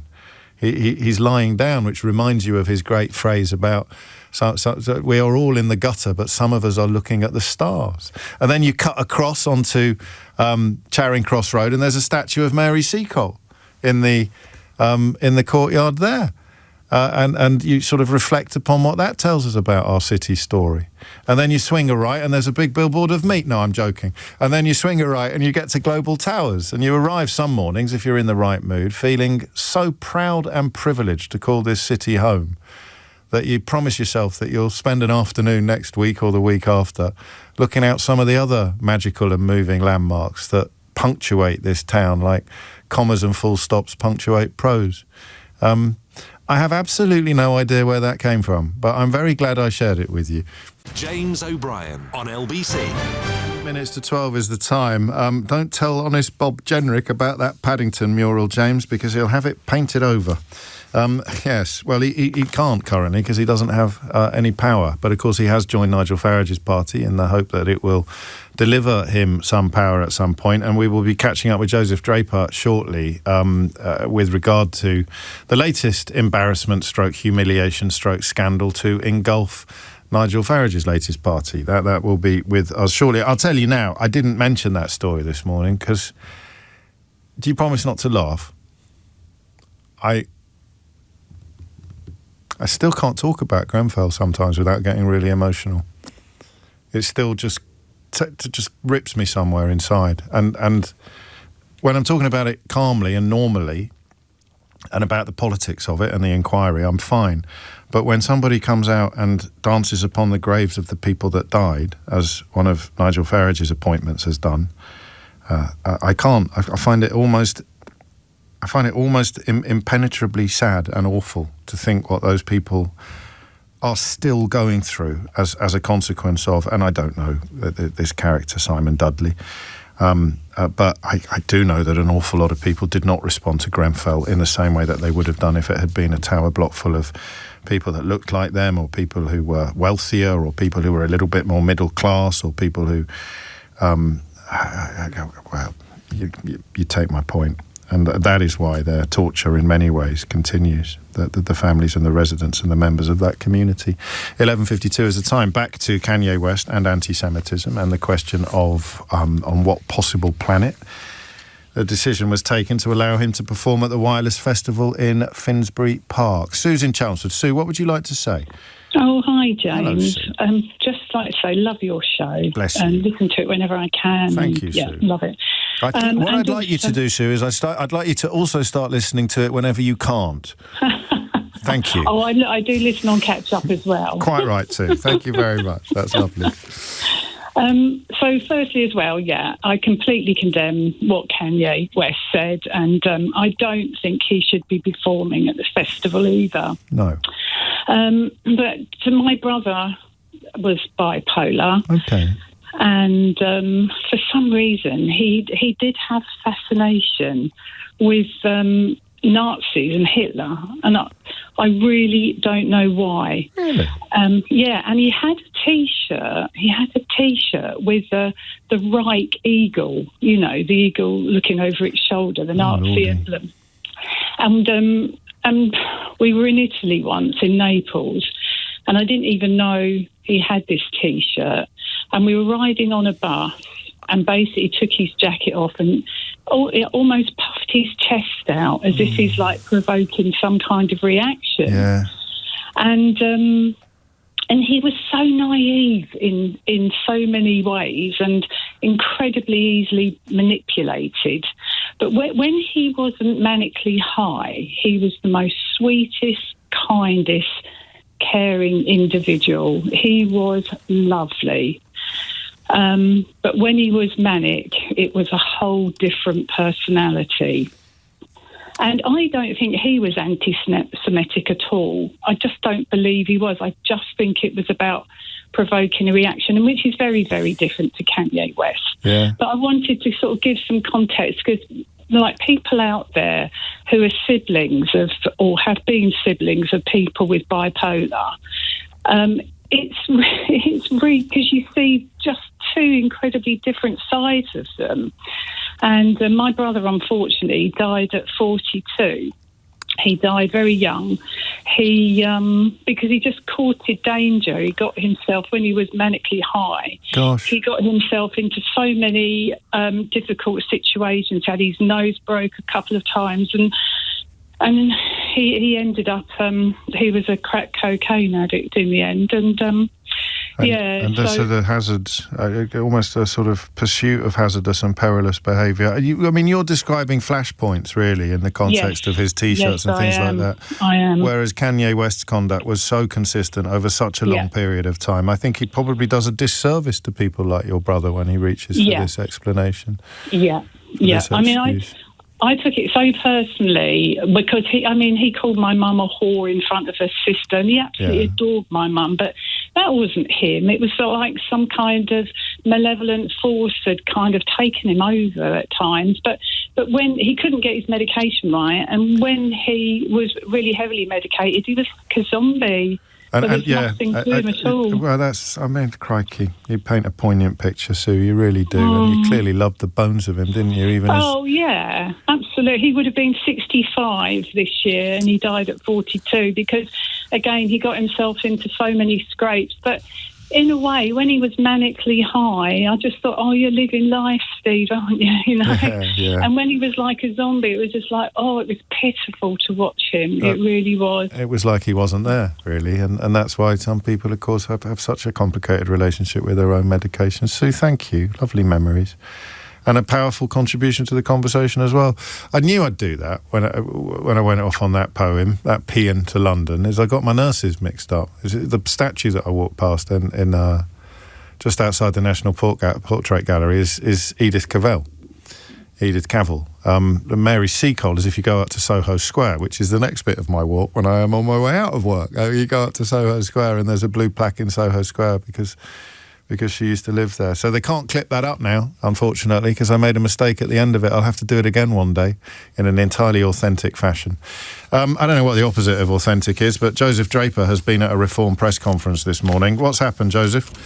Well, James, there was a storm of controversy surrounding this conference, wasn't there, this morning, after the Reform Party's housing spokesperson, Simon Dudley, made some pretty shocking remarks on Grenfell Tower, obviously the fire which killed over 70 people. That they really upset a lot of people. He said essentially that everyone dies, saying regulations on flammable cladding of high-rise towers brought in to prevent future fires had gone too far, essentially, and was slowing down developments in this country.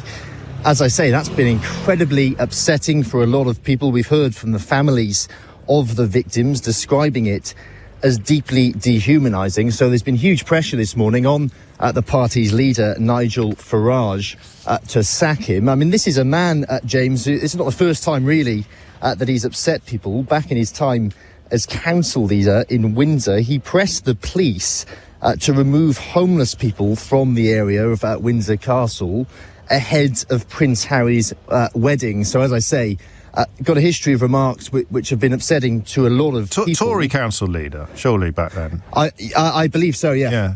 Yeah, very upsetting to a lot of people, of course. So also the point you're making is that this is, his previous problems were well known before he was appointed to his latest position. Yeah, well, yeah, exactly. It's not the first time that he's made some pretty controversial remarks which have upset a lot of people. And those latest remarks, James, which I described earlier, as I say, put a huge amount of pressure on the Reform Party leadership to sack him. This morning, though, they were still supporting him, standing by his comments, his wider comments about housing regulation. But this is what happened this morning in this conference when Nigel Farage was asked about it. That's already happened. Forgive me, what's happened? He's no longer a spokesman for the party. And will he stand for... Well, he's gone then? He's left the party or no one else? No, he's not a spokesman for the party. That has been dealt with. Thank you. That's Robert Jenrick, you can hear sitting beside him there. And I must say, James, he sounded pretty shocked, confused by that announcement. Clearly, he hadn't been told about it before entering that room. Sorry, Joe, hang on. Forgive me for it. Honest Bob Jenrick was the other voice in that clip? Yes, yeah, they were sitting next to each other. Clearly, Nigel Farage... I presume that was a journalist. He was somewhat out of the loop. I presume that was a journalist asking him questions. So yes, it was. So, let's just listen to it again then. I just got a bit confused. My fault, not yours, Joe. Go on. That's already happened. Forgive me, what's happened? He's no longer a spokesman for the party. And will he stand for... Well, he's gone then? He's left the party or no one else? No, he's not a spokesman for the party. That has been dealt with. Thank you. So what, Jenrick's just sitting there looking nonplussed? We can't hear his voice in that clip. He looked genuinely shocked, confused, didn't quite understand what Nigel Farage was saying. It took a couple of moments, a couple of times for Nigel Farage to actually explain it to him. Right. Clearly, Mr. Jenrick there, completely out of the loop going into that press conference. And so I wanted to ask Mr. Farage, really, whether he should have told his own members of parliament about this decision before going into it, and this is what he said. Mr. Farage, Robert Jenrick, who was sitting next to you, seemed quite surprised when you told us that your spokesperson was no longer a spokesperson for the party because of his comments about Grenfell. Don't you think you should have told your own party members that had happened before announcing it to the media today? No, because it happened about an hour ago, or an hour and a half ago. And it's for Richard Tice to make that announcement, not me. Look, this is not, I'm sorry, it's not a one-man band. You know, I've given individuals responsibility. Robert's brief is very, very clear. That's what today's press conference is all about. This is somebody who was very recently appointed, who, whilst he has a track record in building houses and new towns and stuff like that, clearly acted yesterday in a pretty hurtful, insulting way to an awful lot of people. Well, Mr. Farage, they're completely washing his hands of that decision, really. Yeah, but it's not a one-man band. Well, exactly. I mean, so who made the decision? He's saying Mr. Tice, of course, another. No, it was no. It's Tice's job to announce it. So Farage is telling Tice to announce it, but Farage has made the decision, and he hasn't told anyone else. But it's not a one-man band. Well, you can just see how unclear the messaging is. How dare you? Bernard Manning, how dare you suggest that things are unclear? No. It's not a one-man band, but I didn't tell anyone what I'd done, and it's somebody else's job to announce it, which I've ordered them to do, but they haven't. And also what's interesting is Nigel Farage appeared to say that it happened an hour or an hour and a half before that press conference. Yes. He had that amount of time to tell Robert Jenrick, to give him the heads up, before he was undoubtedly going to be asked about it by members of the press today. But as I say, Mr. Jenrick was completely none the wiser. I mean, far be it from me to express any sympathy or understanding of Nigel Farage at all, but if he is steering well clear of honest Bob Jenrick on a daily basis, I'm not sure anybody here could blame him for that. So Dudley's gone, although I'd keep an eye on that if I were you, Joseph, because that sounded like a little bit of a wobble to me. He's no longer a spokesman. He hasn't been thrown out of the party or told that he's persona non grata in the room where it happens. He's just been deprived of the right to speak publicly on behalf of the party, which isn't quite the punishment that I expect Grenfell families would like to have seen. And indeed anybody who cares about basic decency and humanity in British politics. Well, there's no clarity from Mr. Farage's remarks really about whether he is a member of the party still. Clearly he's not a spokesperson, but it certainly his initial announcement that we heard, Robert Jenrick wasn't quite clear on what he meant. It does appear that he could still be a member of the party, but isn't in position as a spokesperson. Yeah. But we'll get in touch with the Reform Party shortly and get some clarification on that. Well, finally, to that point, Joseph, do we know whether Richard Tice knew what Richard Tice knew and was supposed to do but didn't do? We know very little after that press conference about who knew what, because as I say, James, this morning there were official statements coming from the Reform Party. Yes. In many of the newspapers. I saw them. Standing by his wider comments about housing reform and steering clear really from some of his more controversial comments. But, as far as anyone was aware before we went into that press conference, he was not just still a member of the party, but still the housing spokesperson, and the Reform Party leadership was broadly supportive of his comments. You're making me late for Mystery Hour, so people are never going to forgive you for this. But do we know whether Simon Dudley knew that he'd been sacked? I'm not sure who knew what or when, James, to be honest with you. I mean, we're going to have to get more clarity from the Reform Party. Yeah, good luck with that. But at least we can say with certainty it's definitely not a one-man band. Absolutely not. Nigel Farage said that several times today. And of course, if it was a one-man band, we know exactly whose band it would be. Bernard Manning. It's 4 minutes after 12. James O'Brien on LBC. Just testing the microphone in various different ways this hour, and indeed at the end of the last hour. 8 minutes after 12. It's bad enough calling it Mystery Hour when it's only about 54 minutes long. It's not going to even be close to that this week. So hurry up, book your place on the board. 0345 60 60973 is the number that you need. This is your weekly opportunity to achieve the sort of satisfaction not ordinarily available anywhere else on the radio dial. And remember how it works. If we finish the penultimate hour on a Thursday with a reporter or a guest, then for reasons I do not understand and reasons which most definitely do not constitute a mystery worthy of Mystery Hour itself, you are a bit slower to ring in than you are when we move from one phone into another, when we move seamlessly from one phone into another. So I mention that because you've got a better chance of getting through now than you did last week, or indeed the week before, at this time. So get your finger out and start dialing 0345 6060 973. The feature, if that's the correct word to use, Mystery Hour, if you are not familiar with it, offers you an opportunity. It's like the radio equivalent of the Notes and Queries column in The Guardian. And I mention that because I got a message the other day from someone accusing The Guardian of stealing my idea, whereas, in fact, I stole theirs.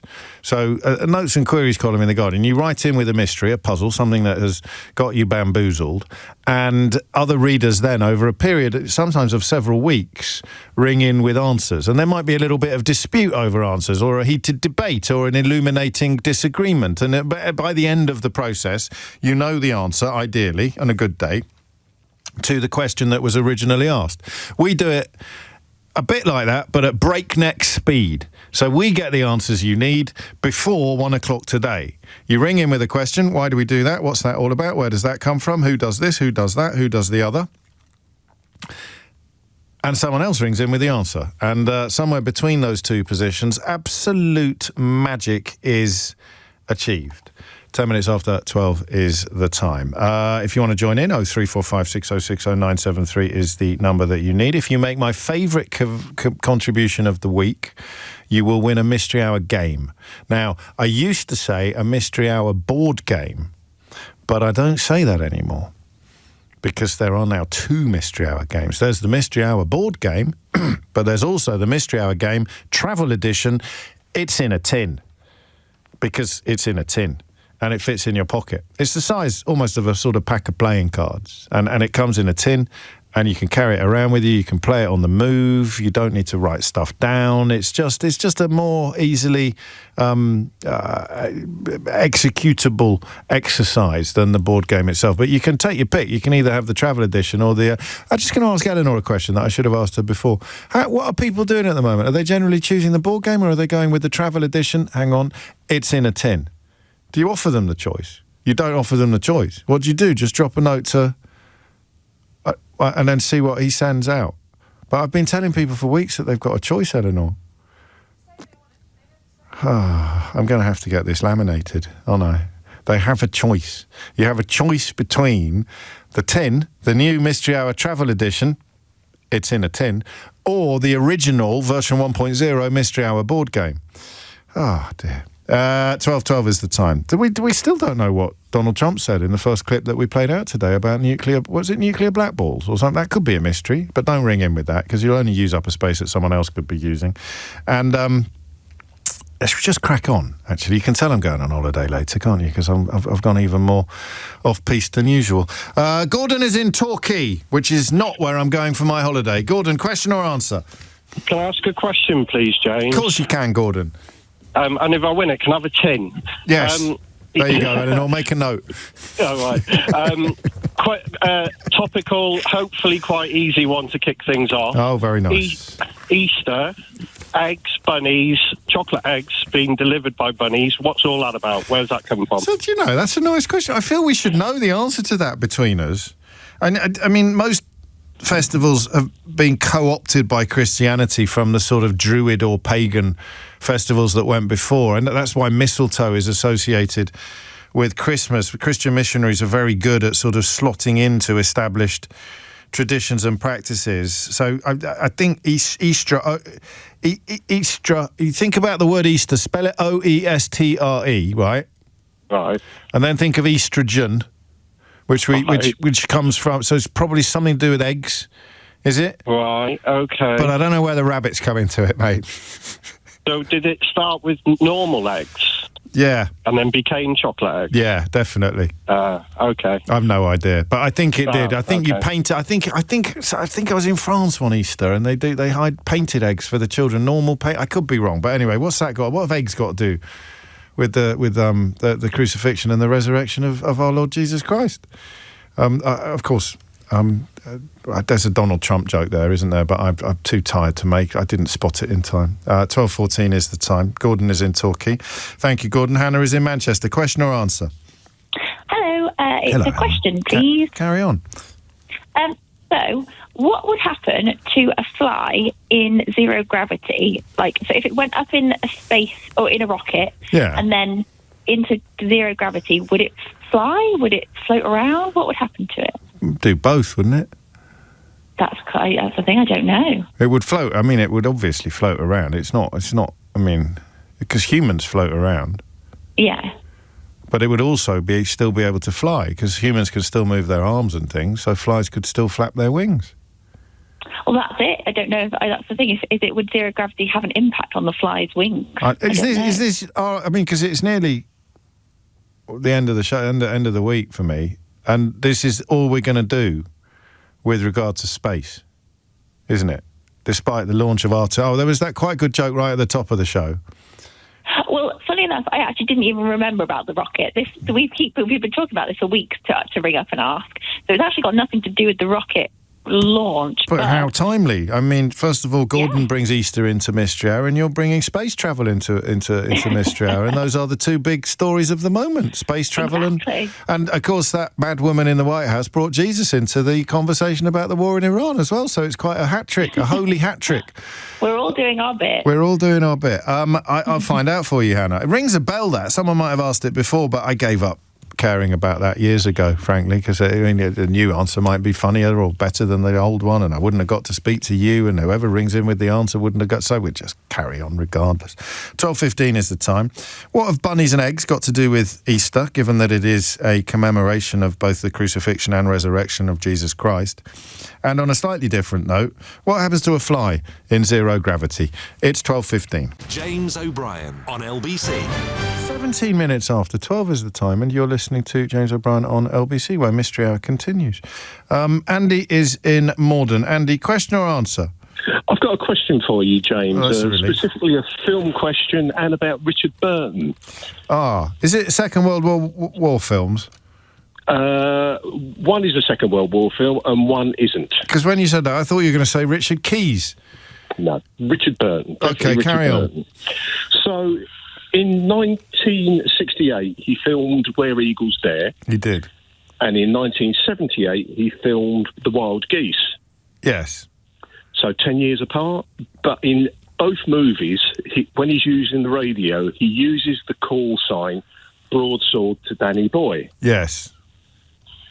Why would he use that call sign in those two movies that were years apart, that were not even the same era of war films? Are we 100% certain he said it in both films?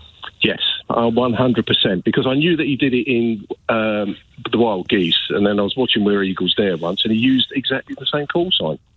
I know, I've seen it in Where Eagles Dare. It must mean something, mustn't it? Like, this might seem like an odd parallel to draw, but I'm not sure he says it in.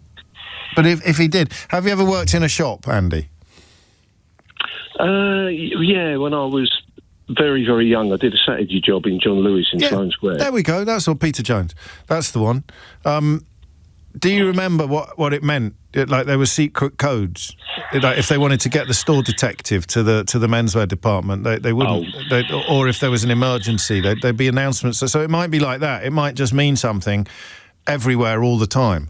Yeah, no, I wasn't there long enough in the lighting department to find out about those things. You know what John Betjeman said about Peter Jones in Sloane Square? Go on. He said that because I'm tying this into your military question, actually, Andy. He said if the 4-minute warning were ever to be made, he would make his way to the haberdashery department of Peter Jones in Sloane Square, because he said, the late poet laureate, he said nothing bad could ever happen there. Oh, right, OK. Well, I hope he would be standing in Sloane Square when he got his 4-minute warning, because he'd never get there otherwise. Well, that's a very good point. He'd have to make a bit of a journey. Andy, thank you. Broadsword calling Danny Boy. I mean, I'm going on your memory here that it definitely happens in the Wild Geese. I know that it happens in Where Eagles Dare, but we'll find out. 20 minutes after 12 is the time. How can he be saying it in both? And Kevin is in Kings Lynn. Honestly, you wait weeks for a call from Kings Lynn and then two come along at once. Kevin, question or answer? We're like buses. Good afternoon, James. I've got a question for you, which takes over from your conversation earlier about statues. I'm looking forward to this, but I can't believe you just mentioned buses. Because my favourite... Hang on. I'm being very boring today on Mystery Hour. I've already done my Kings Lynn. Wait until I talk about statues. Well, I can't. I can barely wait. But the bus from Kings Lynn to Fakenham. Oh, yes. What number is that? Oh, hold on. It's not is it the 48? I think it is the 48. I think, yeah. That is a beautiful journey.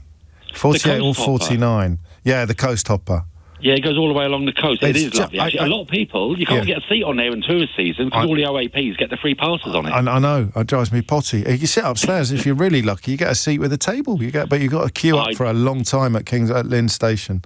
I didn't realise we had a double-decker in Norfolk. Yeah, no. No, they do, seriously. They'll be getting colour television next. And electricity. Go on then, what's your question?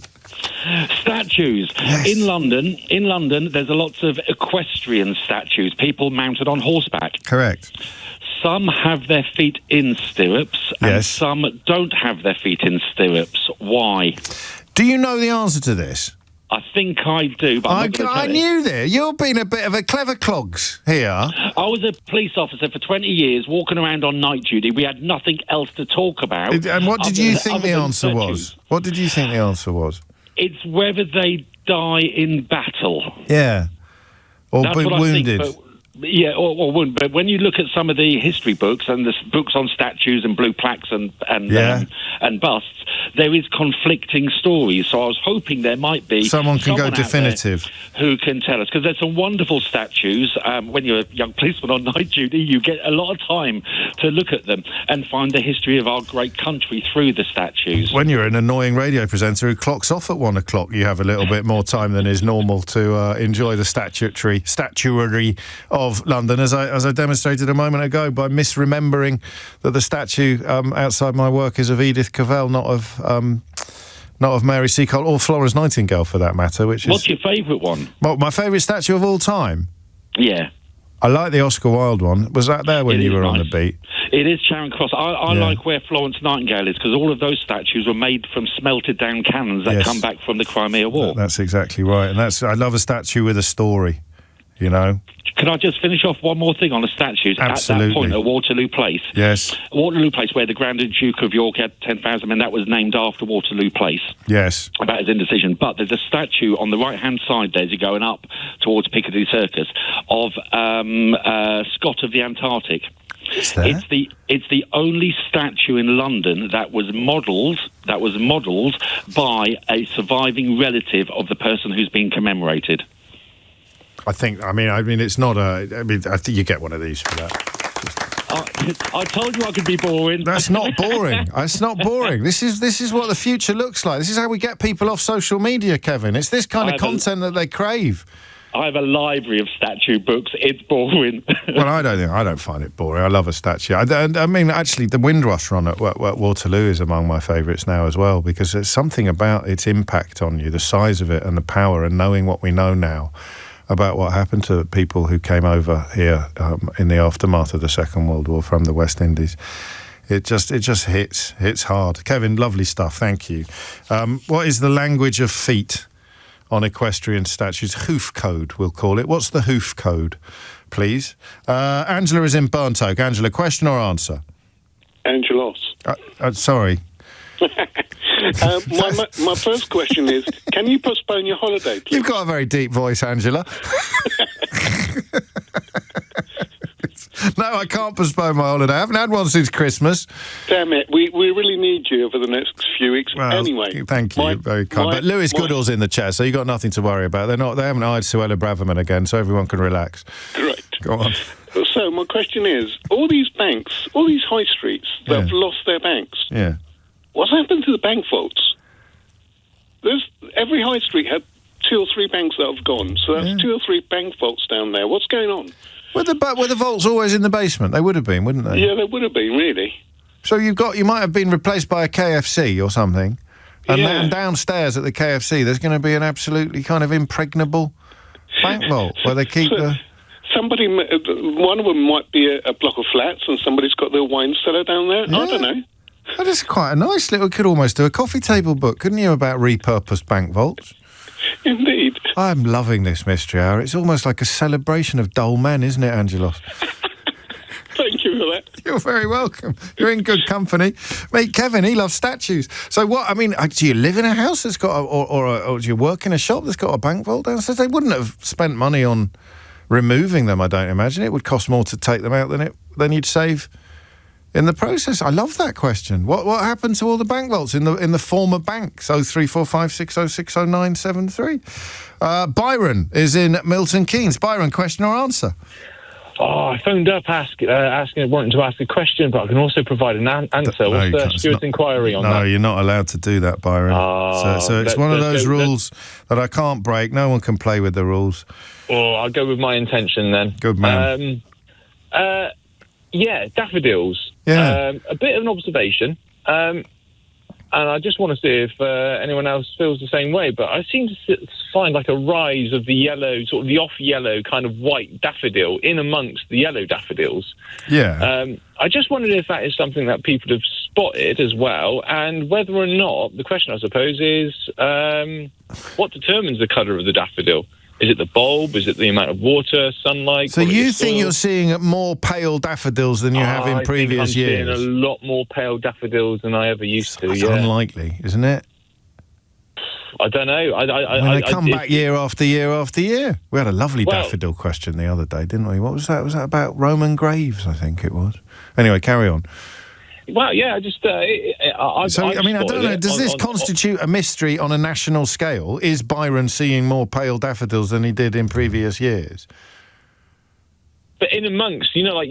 No, I know what you mean. I know what you mean. I see like, yellow daffodils amongst these white daffodils, whereas before I just saw, loads and loads of yellow daffodils, call it, when you're a kid playing in the park, they're just full of yellow daffodils.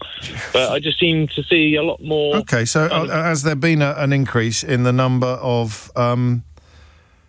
off-white, pale yellow daffodils, I suppose. Yeah.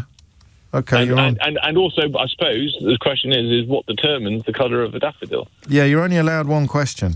So if you're lucky... I'm asking a lot today. Then, if you're lucky, the answer may include... The answer to the question that you've actually asked is contained within the answer that is actually answered, if you see what I mean. Could be something to do with reform, making all the daffodils paler. It's 28 minutes after 12. I stole that joke off Colin. Thank you, Colin. Marty's in Belfast. Marty, question or answer? Hi, James. I have a question for you. Carry on, Marty. Okay. It's about Easter, and what I would like to know is why the date of Easter changes each year. Yeah, I know this. It's supposed... I'd say it probably ties in with the original Easter-based question, which was, what's it got to do with eggs and rabbits? And I said... that they often accommodate older festivals. The Christian missionaries, when they arrived in new turf, often accommodated the Christian festivals with older festivals. And some of the traditions survived. So mistletoe has nothing to do with Jesus being born and everything to do with the Druid festival that would be celebrated at Christmas time. So I actually know this. I may get a little bit wrong, but the central point will be that it's the first Sunday after the first full moon of the spring equinox or something like that. But I thought Easter was to commemorate. Yes, it when is. Jesus was crucified. But it has to be on a Sunday, right? That's the resurrection. So Easter Sunday has to be on a Sunday. Good Friday has to be on a Friday. So it can't be like Christmas Day. It can't fall on a month, on a calendar spot. It can't be December the 25th or April the 3rd every year, because then it would fall on a Wednesday. And listen, mate, you can't have a Good Friday on a Wednesday, can you? For obvious reasons. You can't have a Maundy Thursday on a blooming Tuesday, or indeed an Ash Wednesday on a Monday. So that you never get tired of being smart. No, you're damn right I don't. But I don't actually think that's the answer. The answer definitely contains the 4 words: full moon, spring, and equinox, and Sunday, and first. Oh, right. Okay. And I don't know why, but the reason has probably got something to do with stuff that happened before Easter was celebrated regularly. Something else was celebrated around that time. But it is that is it. That's just how they do it. You're in Belfast, so I don't want to tell you to ask the Vatican because that could get a bit hairy in your neck of the woods. But it is obviously something that has been decided decades at least or centuries ago, and that's the answer. And I'm going to take a round of applause, Marty, whether you like it or not. Are you satisfied with that answer? I am. You're very good. So are you. Here's Amelia Cox. She's also very good, and she's got your headlines. James O'Brien on LBC.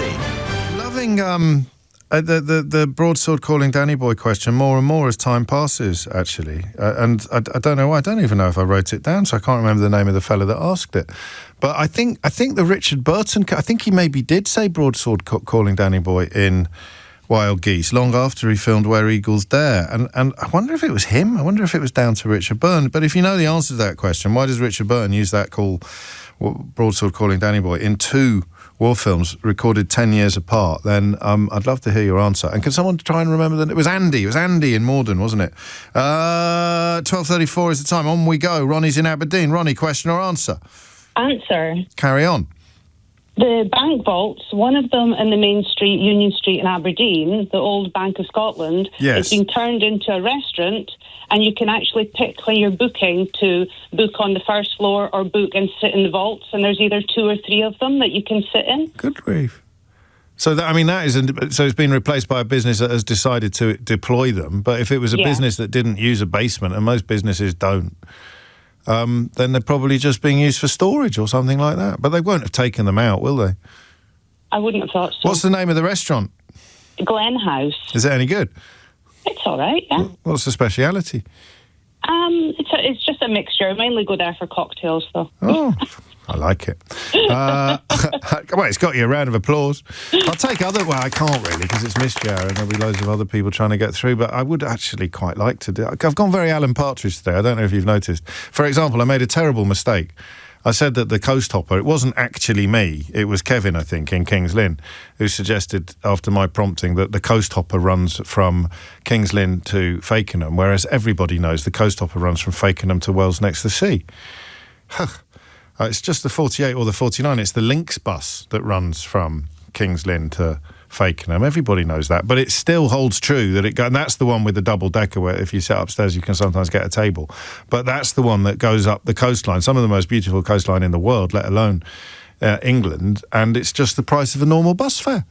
It's extraordinary. You can have that for nothing. 12:36 is the time, but I can't do, even however much Alan Partridge I've done, I can't just do an entire phone-in on what bank vaults are currently being used for. Or can I? Find out when I get back from my holidays. Bhavesh is in Croxley. Bhavesh, question or answer? It's an answer. Carry on.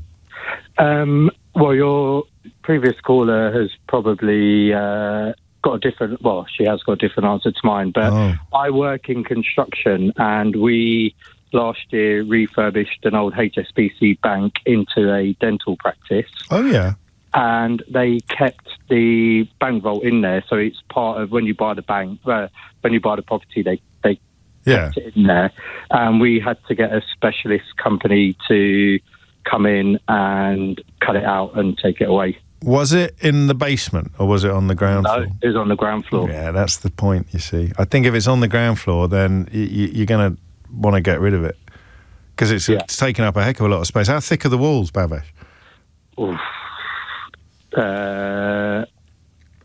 God, you're asking me now. Probably just under a foot. Yeah, it's exactly what I'm holding my hands up. You're going to have to watch this one back on YouTube. I reckon, don't you reckon I've gone about 11 inches there, give or take, just under a foot?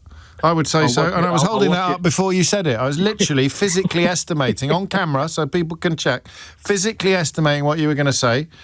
I can't get Eleanor, come in with a ruler, quickly, and see if I've got... No, all right. I'm halfway up some scaffolding, so I can't watch YouTube. But, well, no, I don't mean now. I mean later. What else you got? What else you got lined up for the holiday weekend? And that would be because it doesn't make sense having it in a dentist surgery, but if it was in the basement, you could probably be a little bit more...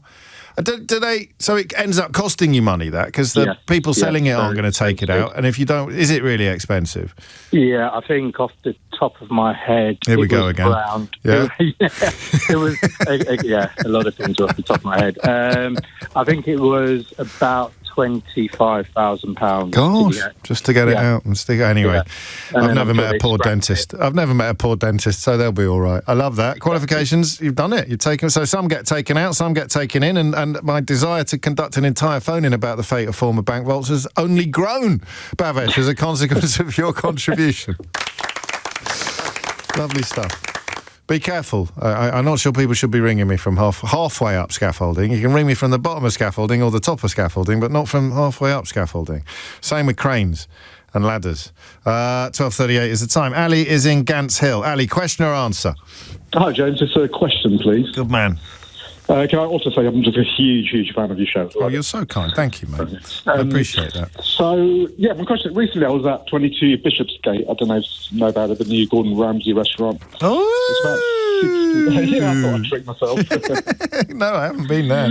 Go on. But it's about 60 floors high. And when I'm on the top of a building like that and you look over, I get that wobbly knee. I'm just very scared of heights, just a wobbly knee feeling.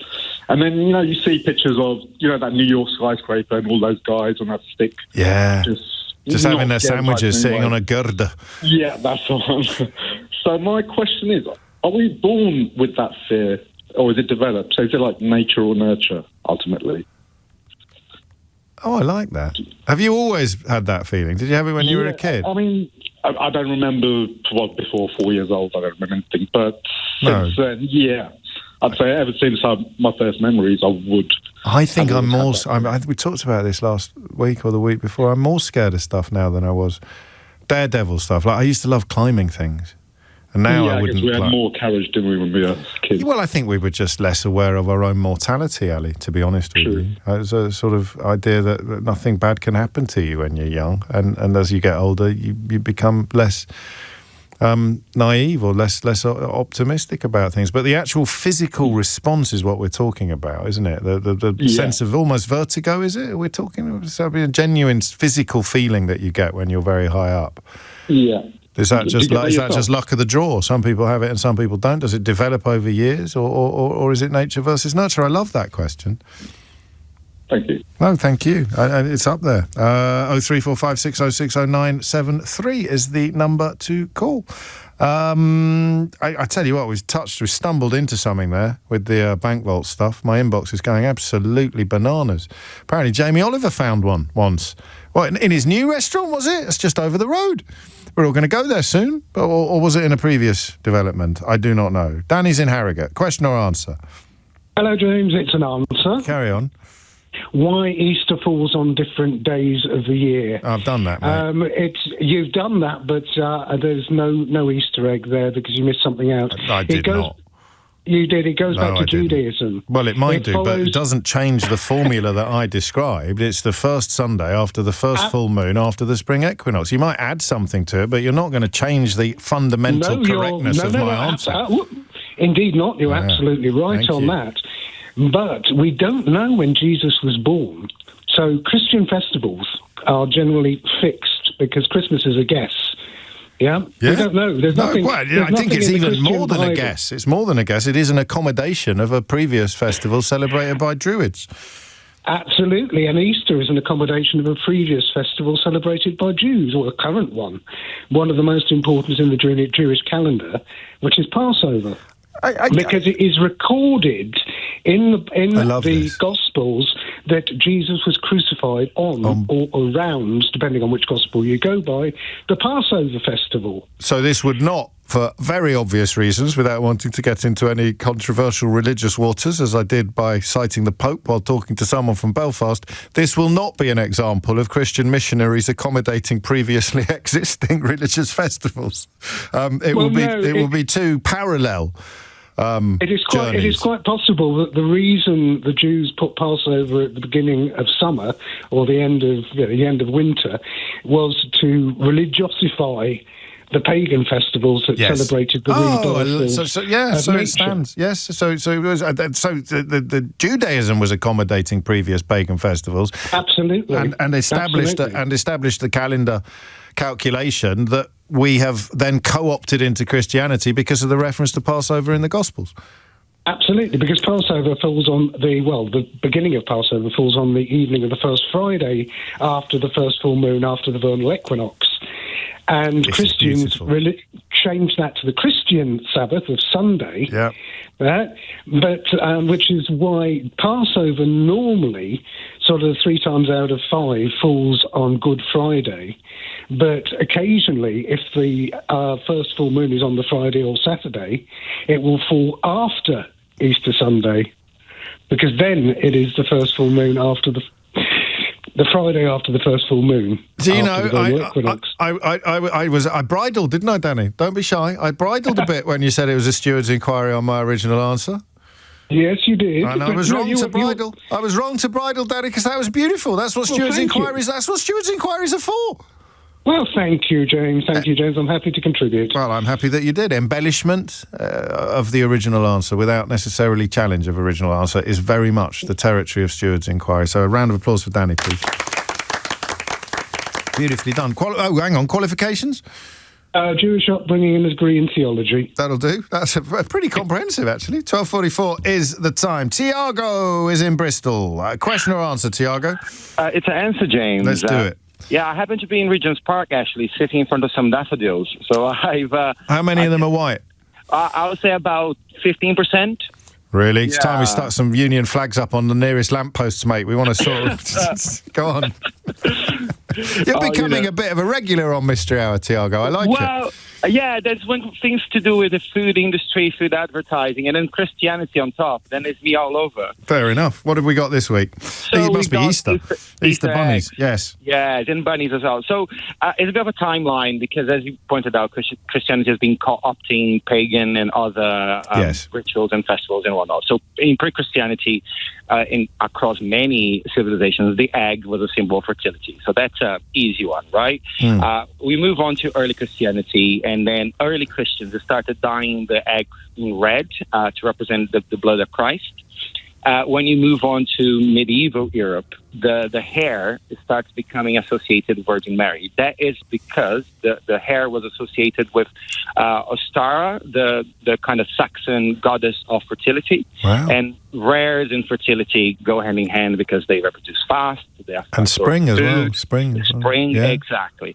So you keep moving on along the timeline, and then you have the egg itself, without the chocolate, becoming more and more of a symbol of that through medieval Europe. Makes sense.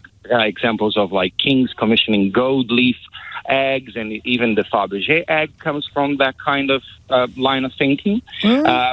When we are around about the kind of 1500s, then Lent, which you're not supposed to eat certain things, strictly forbids eggs. Eggs and meat is something you shouldn't consume during Lent, making an egg a treat for breaking that Lent. So the egg starts becoming a coveted thing.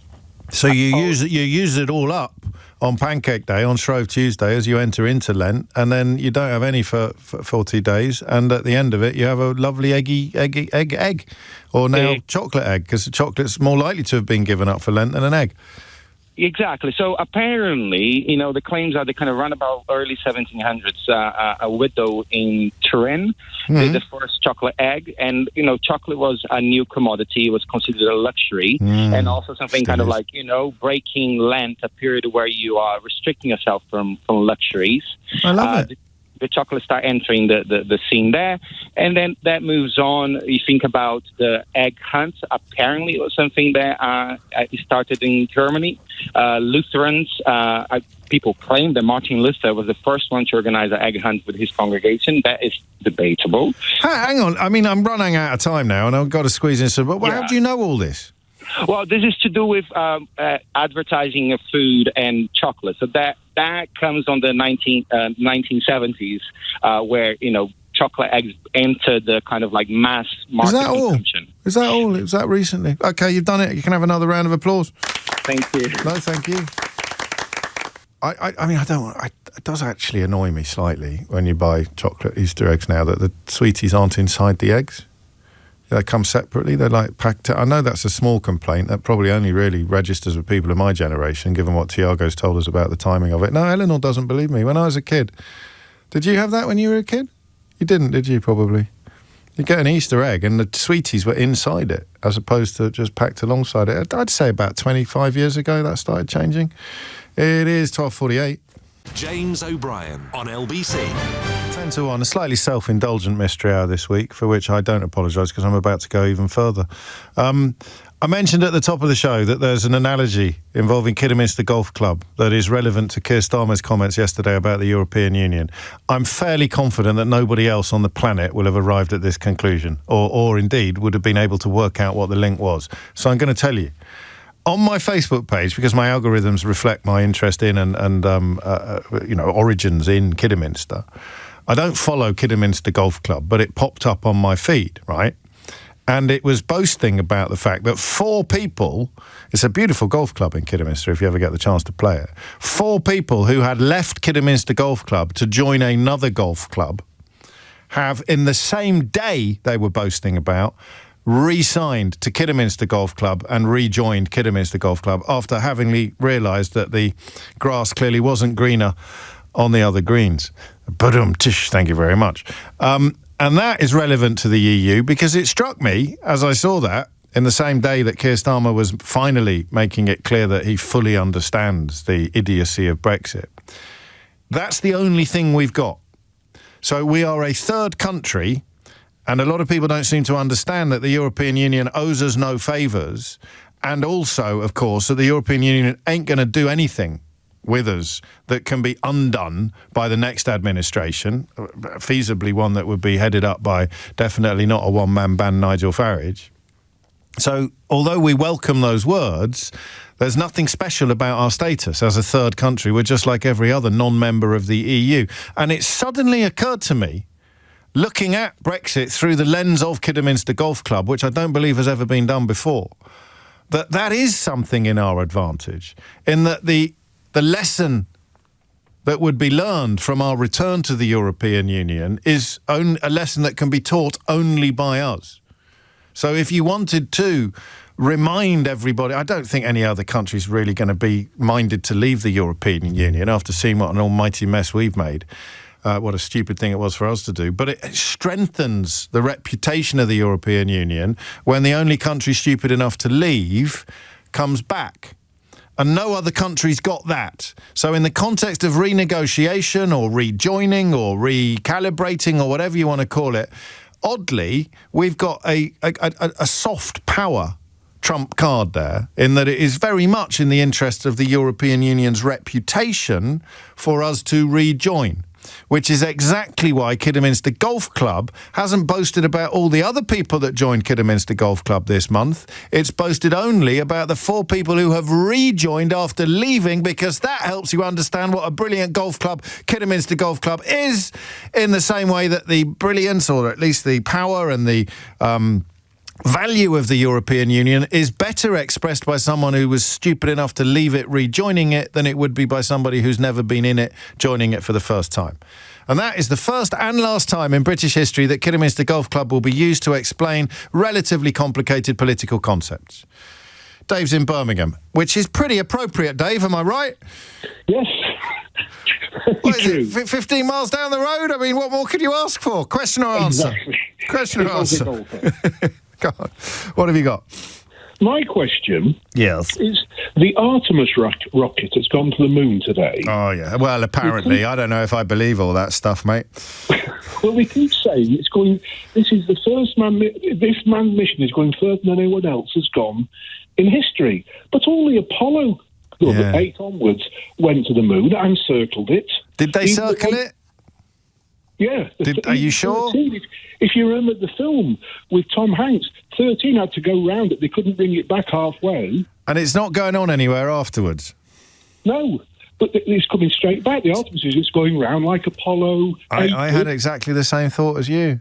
Is it? I genuinely did. I thought, how can it be going further than any astronauts ever gone before? Because they're going to the moon. Unless they've accidentally given away that the original moon landings were a hoax. Yeah.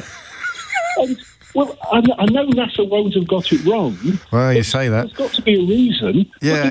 Even Apollo 8, it was never intended to land, if you remember, on Christmas Day, the first people to see the dark side of the moon. Yeah. Orbit. Could it be orbit? Could it be that there's a point in the orbit when it's further away from Earth than at other points? It did cross my mind, but if you think the last one they did, it was orbiting for several days. The guy that stayed in the Apollo, they even had a car on the ground. They spent so many days on the moon. Yeah. Oh, well, I mean, we've left it late, Dave. I probably shouldn't have done that Kidderminster Golf Club Brexit analogy. But if anyone could move in towards the end of the programme and tell us, how can the astronauts on Artemis 2 be going further than any other astronauts have ever gone before when they're going to the moon? Which every fool knows we've already visited. Do you know the answer to this? Oh, wait there, Dave. Sheila knows. They're flying beyond it in a way that no human ever has. Well, he said that, but they have.